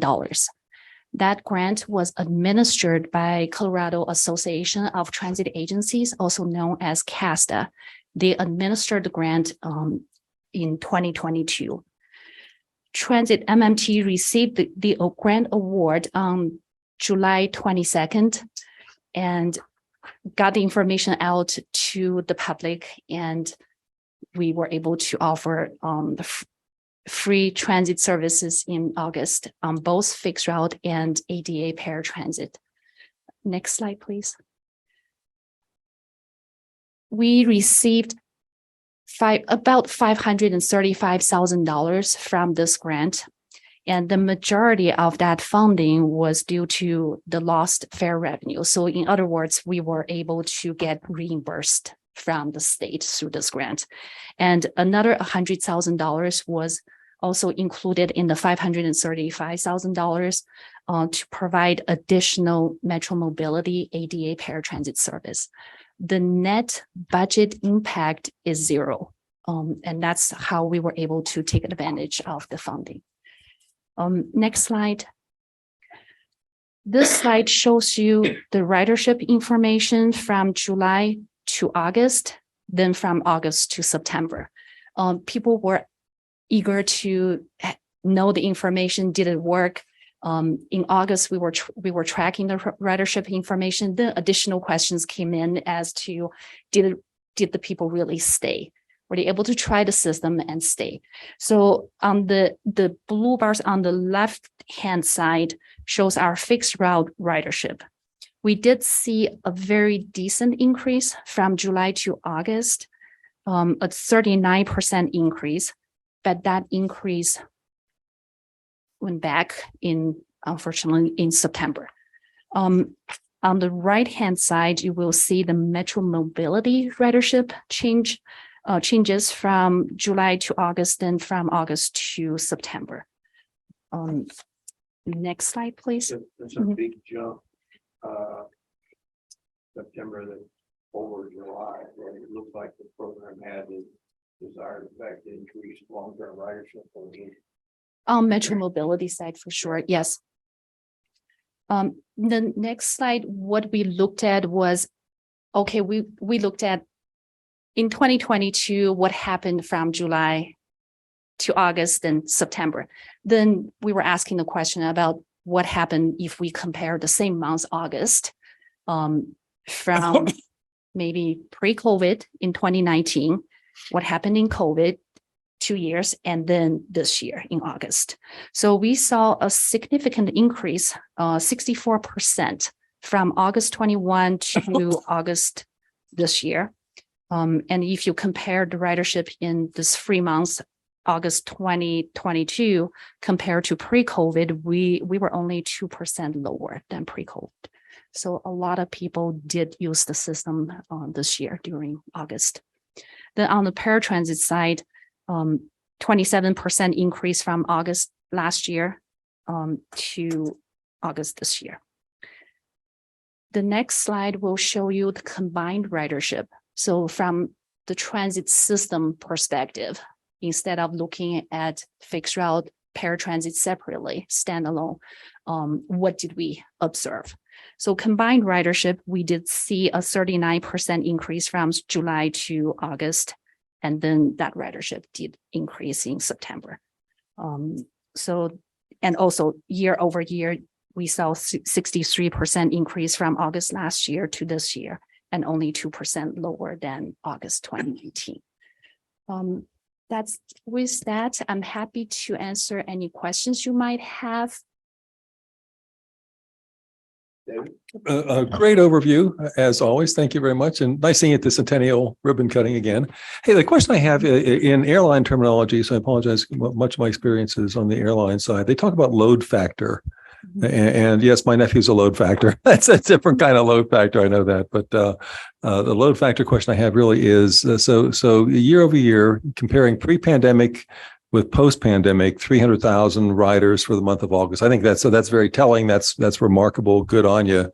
My question though is, refresh my memory, is the capacity of the system reduced today compared to where it was in August of 2019? If we had 45 fixed route buses running on a typical Thursday pre-pandemic, and we have the same number running today, then the numbers hold pretty tight. That's revealing to me in one sense.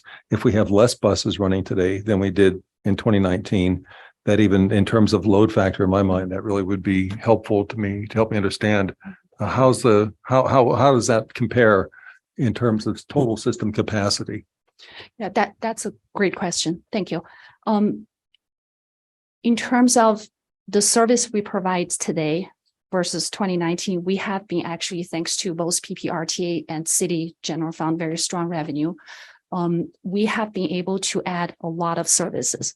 The challenge today is driver shortage. Mm-hmm. We're not able to provide 15-minute service.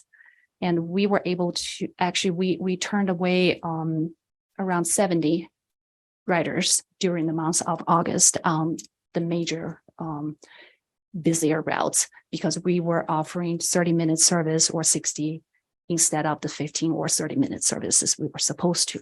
So that had some impact to the system. We have also been adding services in our fall service change, spring service change, as you saw a few months ago. But again, with the driver shortage situation, we are adding what we can, but unfortunately still at a lower frequency. So then an answer to the question would be, and I'll refer back again to the airline industry. They talk about RPMs, revenue passenger miles. You may have a similar statistic, seat miles. We have 10% less seat miles today because the service hour as a whole for the system has increased, but the service is a different. It looks differently compared to 2019. 2019, we were more on the frequency side. Right.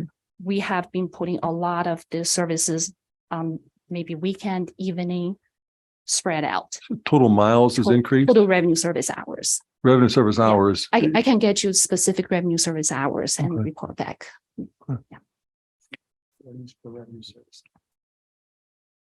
So overall, the service, well, the number was down, but the load factor essentially was up, or is that backwards? It's not, it's similar to our ridership per hour discussion. Right. Back pre-COVID, we had about 17 passengers per revenue service hour.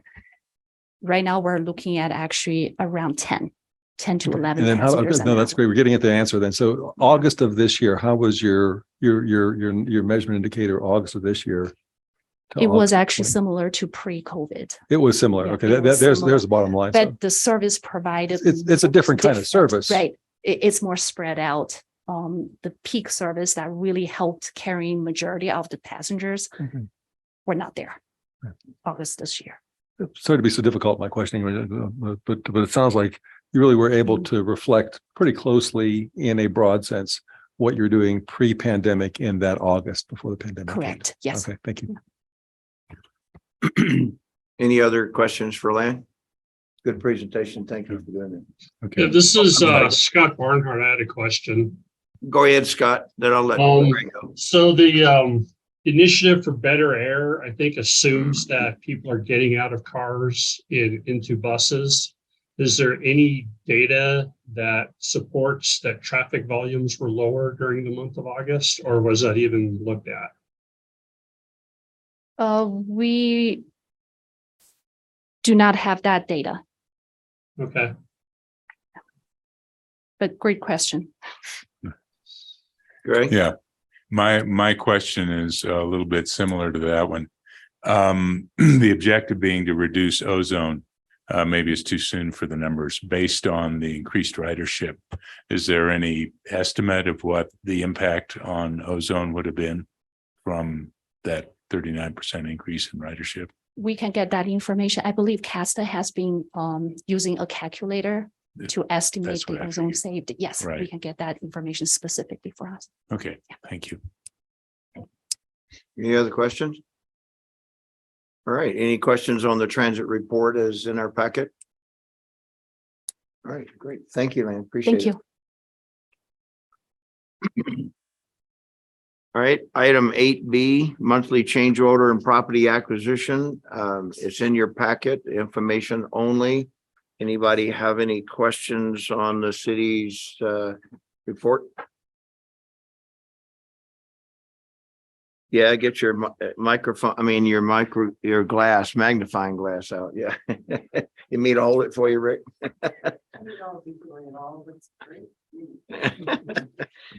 It's so small, it must be hiding something. Yeah, that's it. All right. Item 8C, the CRISA grant application. Gail, you want to cover that?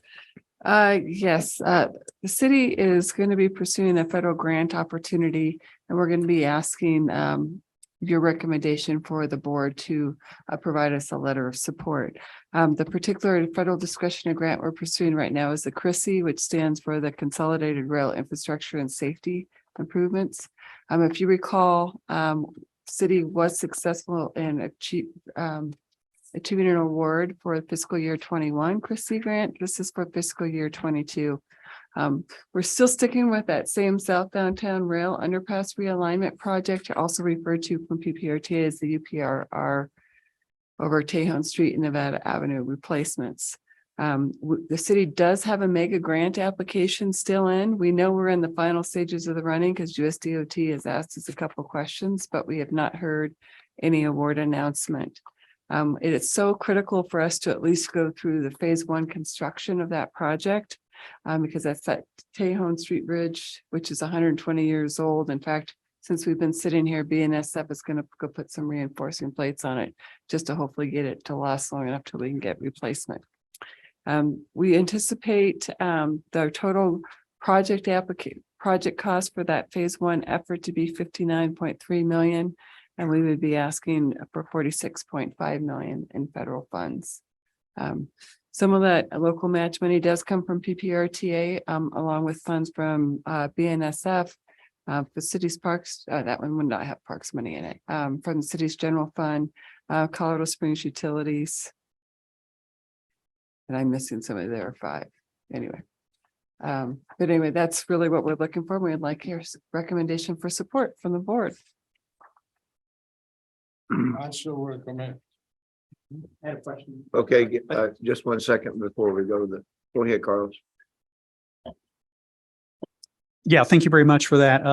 I think I heard you say this, it's not here in the memo, but I actually have a 2-part question. The local match, you said it's not coming from like any of the tops or parks money for this. For this one, I may have misheard that, what you said there. So, in this case, the answer would be no. Under the mega grant, it includes, we have broken out the construction potentially in 2 phases, knowing, because I've had to lay out this program now, this will be the 3rd grant I've had to lay it out. Depending on what award I get, depends on whether or not I can just do phase 1 or if I can do phase 1 and 2 together. With phase 1, I would not be asking the Parks Department for any local match money. The real benefit to the parks would be phase 2, which would get you on that trail crossing up for the Legacy Loop along Shooks Run, underneath the rail bridge and Las Vegas Street. Yeah, and Mr. Chair, if I can ask the follow-up question, so 2-part question. And one, is there parks money involved in this or TOPS money? I have heard from some of the TOPS advocates, just generalized concerns that these grants are now dipping into the TOPS money, the TOPS fund, which is the 0.1% sales tax, and that there was just general concerns that we're absorbing money that should be going towards TOPS property acquisitions. You know, it's a very small fund. It's not a lot of money. And Parks is going in there and saying, yes, we're going to go ahead and make these grants for these types of projects and going into the Parks funds or the TOPS money there. How would I respond to concerned citizens, especially on the Parks Trails side for TOPS, that we're using our money wisely for these transportation projects and not putting our TOPS fund, TOPS tax at a disadvantage? Or how would I go about and explain to them how this is working? Because the concerns have been raised by the trails. Yeah, I'd be people. happy to address that. In fact, the Parks Department asked me to come to their board to talk about why the Parks Department was recommending in their 23 budget some of the local matching funds for it. So in phase 2 of the construction, let me back up. The Parks Department, one of their goals that they have is to finish the connection of the Legacy Loop. And they've had 2 major barriers. And the biggest barrier has been that southern connection there on the Shooks Run Trail. And if you are familiar with that area, been down there, Shooks Run Trail literally ends just the north side of that rail bridge. And it's not sufficient to be able to put a trail underneath there. And the road bridge that sits directly to the south, it has even more constraints to it. So there's no real way for them to get through there with those existing bridges today. Parks Department has looked at alternate solutions and worked with the railroad on alternate solutions that have been very expensive and not been able to meet the regulatory requirements for the railroad from a safety and structural standpoint. A couple of things I know that they've looked at, the primary one I know they've looked at is they've looked at boring underneath the rail grade, to shifting further down to the west. I can't remember exactly where the crossing is, but I know they looked at putting a new tunnel in specifically just for the trail to the west. So where the trail dead ends now, you basically have to turn right just before Las Vegas, follow the rail, and then turn left and make a hard turn back in there and reconnect the trail. I've heard, right. So they've looked at options to complete that money, and they'd be using TOPS money for those connections. I've heard director or department head, really, yes, thank you. I was saying her name backwards. Brett Haley, say at a minimum of $4 million on the options they've looked at. What we would be asking, I think the total parks ask was over time, over the 3-year window for construction was less or about the same as that, but it would give them a much viable solution. Yeah, I can't remember. I don't have that. $4 million is what the ask is from the top side or the. I can't remember off the top of my head. I feel like it's 4 or 4.5 million, which was what it was kind of equating for the cost estimates they had a few years ago for a solution that was turned down by the railroads. Yeah, it might be and I can always consult my TOPS friends too on this, but it might be useful, especially in light that the TOPS tax renewal may be going before the voters. And one of the selling points of re-upping it or maybe even increasing it is that give us the opportunity to go after some of this grant money that's available from the federal government. It is a very small amount of money. And again, it's just such a small pot of money when you have railroad projects like this. And this is important. This isn't important. The Legacy Loop connection, the southern the Shooks Run to Pikes Peak Greenway or the Fountain Creek confluence area is a high priority for this. And this is actually the hardest one to deal with here. Maybe over time, I don't know where I can get this information. I don't know if it'd be here, but when you say other sources of funding, maybe having a table of where some of this other money is coming in. I just don't have it with me, but I put the table. You explained it, but it's not in the memo. But just so if it's going to be $4 million, and I know TOPS money is $15 million a year, that's a pretty big chunk, of the TOPS money. And again, it's designated for property acquisitions. We got a lot of needs all over the city for new open space acquisitions and so forth. And it was a factor, I think, in its denial by the voters, is that we're not putting enough in acquisitions. And so it's more of a general concern, and I want to help be part of the solution here. But I think the first step is to have that table, have that information so that we can communicate with people who have concerns and figure out, okay, how can we best deal with some of these tough problems here, like this trail connection, and be able to find the appropriate sources of funding. And at the same time, be able to go after this grant money. These grants come up, they pop up. Hey, we got this opportunity. Let's go find the money. So there's kind of a rush to find sources of money for this. It's not part of any long-term plan. And I have to share some of those concerns that we need to probably do a little more job of planning for some of these grant opportunities when they come up, just like we've done on the PPRTA side. Again, I want to be a solutions guy and figure out how to do this, but we do have to, I think, address some disparities there, especially from the park side. Can I ask, kind of on that note of all these pots of money, in your letter, you actually say PPRTA will provide the local match? Yes, PPRTA will provide the local match. The total?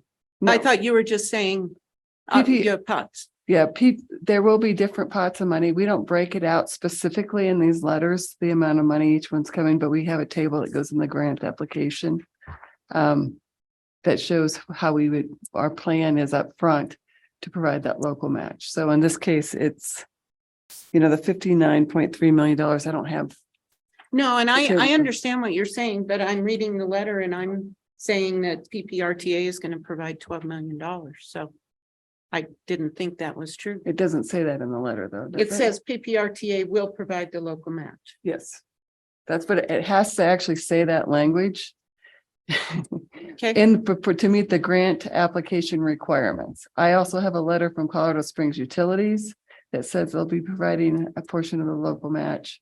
I also have a letter from BNSF Railways that will provide a part of the local match. Yeah. So why don't we say? And the mayor's letter actually says he'll provide it. We specifically do not put the dollars in the letters because we have to adjust those dollars intentionally, sometimes up to the last grant application. And why don't we say a portion instead of we the could total? put a portion. I just read it as we're doing the whole thing, and it actually becomes a PPRTA contract. So we tend to leave that language that way and then supplement it with other funding sources. The letter says multiple sources.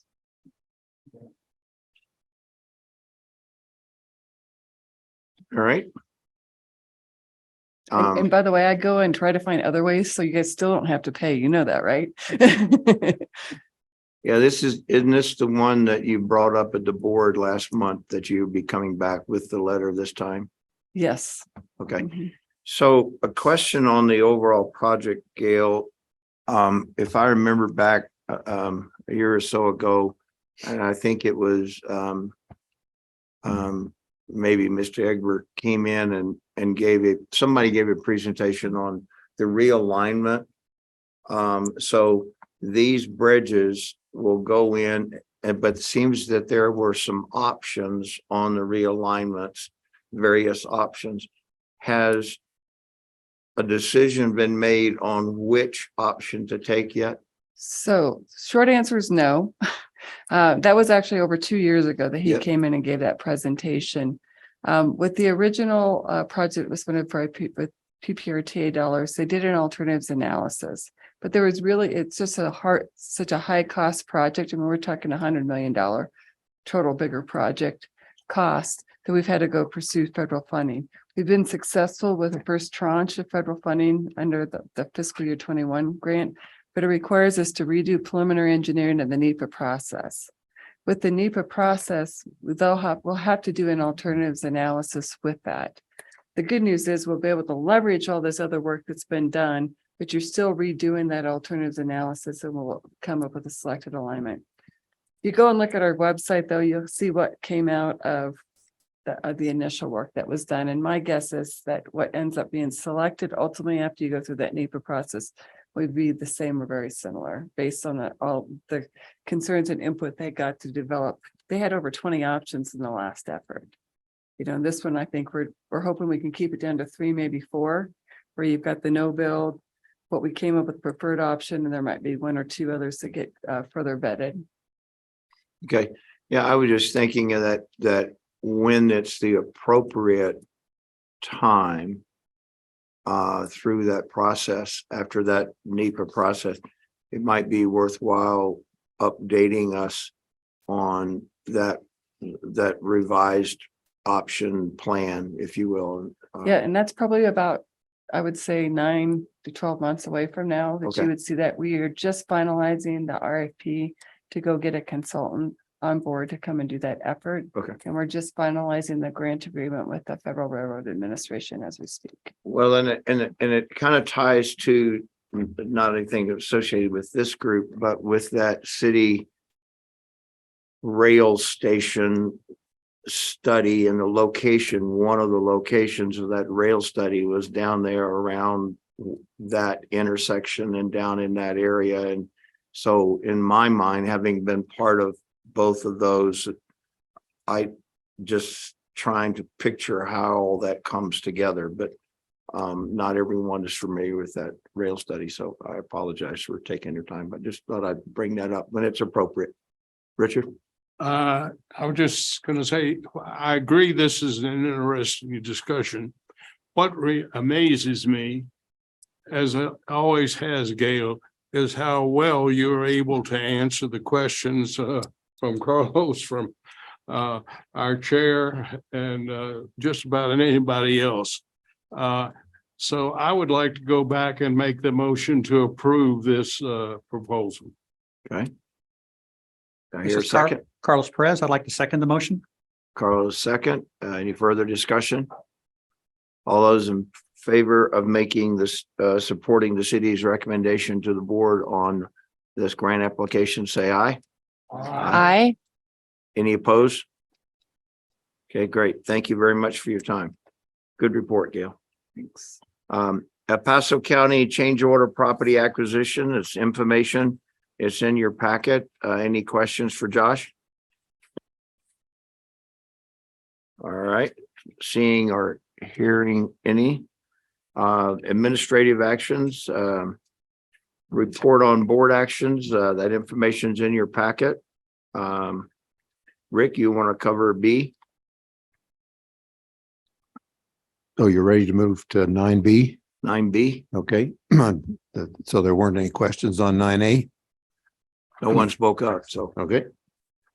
9B is just reminding the CAC members whose terms are up December 31 of this year that they need to take some action. I have heard from Ryan Bissiger that his workload at work has increased and he's not going to seek reappointment to an at-large alternate seat. So that'll create a second vacancy. The board did direct staff to advertise, which we've done, and we now have 5 candidates for the vacancies. And I'm also hearing word that there may be other candidates. So it could be a very interesting process for the board subcommittee and the board fill these vacant at-large alternate seats. Rick, is there a closing date for those Yes, applications? November 8, Okay. close of business, November 8. Hey, Rick, this is Scott Barnhart. My term on CTAB expires at the end of the year, so I will also no longer be a member of this board as of January 1st next year. Oh, wow. But CTAB will appoint somebody else. Okay. So We have at-large alternates available. Yeah, I may apply. Okay. All right. Any other comments on that from anyone? All right. 9C, approval to change the start time of CAC meetings back to 1:30, Rick? Yes, staff is recommending that the CAC, this does not need board action, so the CAC can change its own start time. Change the start time to 1:30 p.m. starting with the January meeting in 2023. Here. I Okay. have a question. Go ahead, Joan. Yeah, we were meeting at 1:30 and then we moved it to 1:00 to allow staff more time for getting the packets together for the board. Is this going to affect it again? No, back then, we were walking around the table and assembling the packets and all 21 of them and putting them in the mail. So that hour or that 45 minutes is now eliminated because we're primarily doing the packets electronically. So that's the reason. The countervailing reason is that it will standardize the lunch hour of the front desk folks out here in front, so they aren't having to change their lunch hour when the door is locked from day to day, depending on RTA CAC meetings. So particularly if CAC members don't arrive before 1:00, then for a 1:30 meeting, then Dolly can have a regular 12 to 1 lunch. Yeah, I knew about the lunch issue. I was just wondering if staff was going to be hustling with going to the 1:30, but since most of it's online now, that's great. You're not walking around a table anymore. Right. Any further discussion, questions? I hear a motion to approve changing our meeting time back to 1:30. I Rick? moved. Okay, Joan, Rick, you second? Yeah. All right. We need to identify that it's effective January 2023.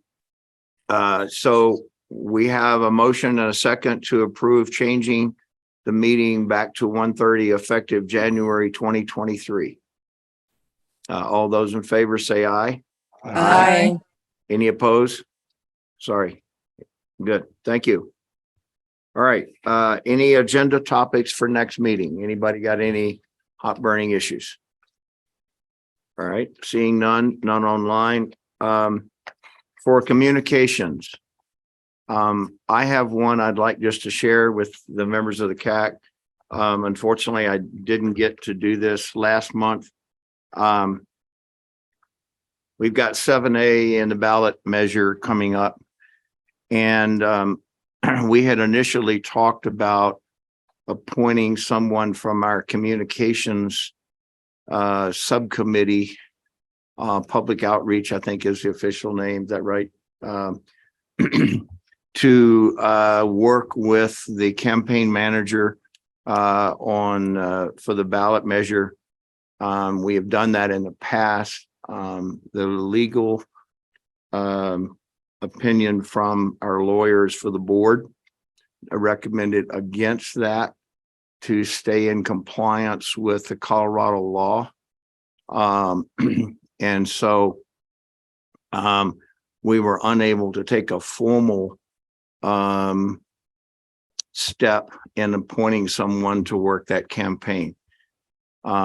In lieu of being able to do that, I stepped in as a private citizen, not as behalf of the board, to work and volunteer to work with the campaign, one of the campaign managers, Dan. And so I have been engaged as a private citizen to help promote and write and make some of the changes that you see on, what is it? What's it's extendpprta.com is the website. There was some language on there and I was able to, that left out the role of the CAC in that process in terms of the vetting of the project. That language has been changed on the website and he and I continue to communicate. So as a private citizen, I just wanted to let you know that I have been engaged and I encourage all of you in this final week. I know in my neighborhood, there is a lot of discussion on next door, particularly having to do with the west side of town.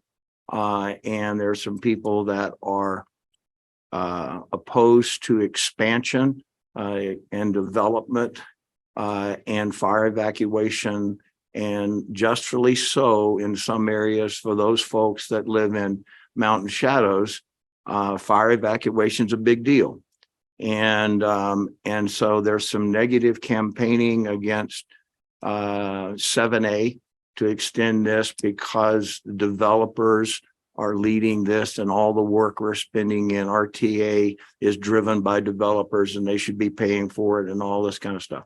So I encourage any of you that if you are engaged beyond and you need additional information beyond your personal knowledge or what's available on the website, please feel free to reach out to me. And also you can look in the blue book. There were two in the 4. There was some comments in the 4 block in there. There's some good information in that part of that voter's guide as well. So I just encourage you to do that. But I wanted to, in full disclosure, let you know what I'm doing for that initiative on my own behalf. So just sharing that. Thank you. So, my pleasure. My pleasure. All right. Any other comments from communications or anything from any of the members? Okay, great. Thank you. All right. I hear a motion to adjourn. So moved. So moved. Second. We're adjourned.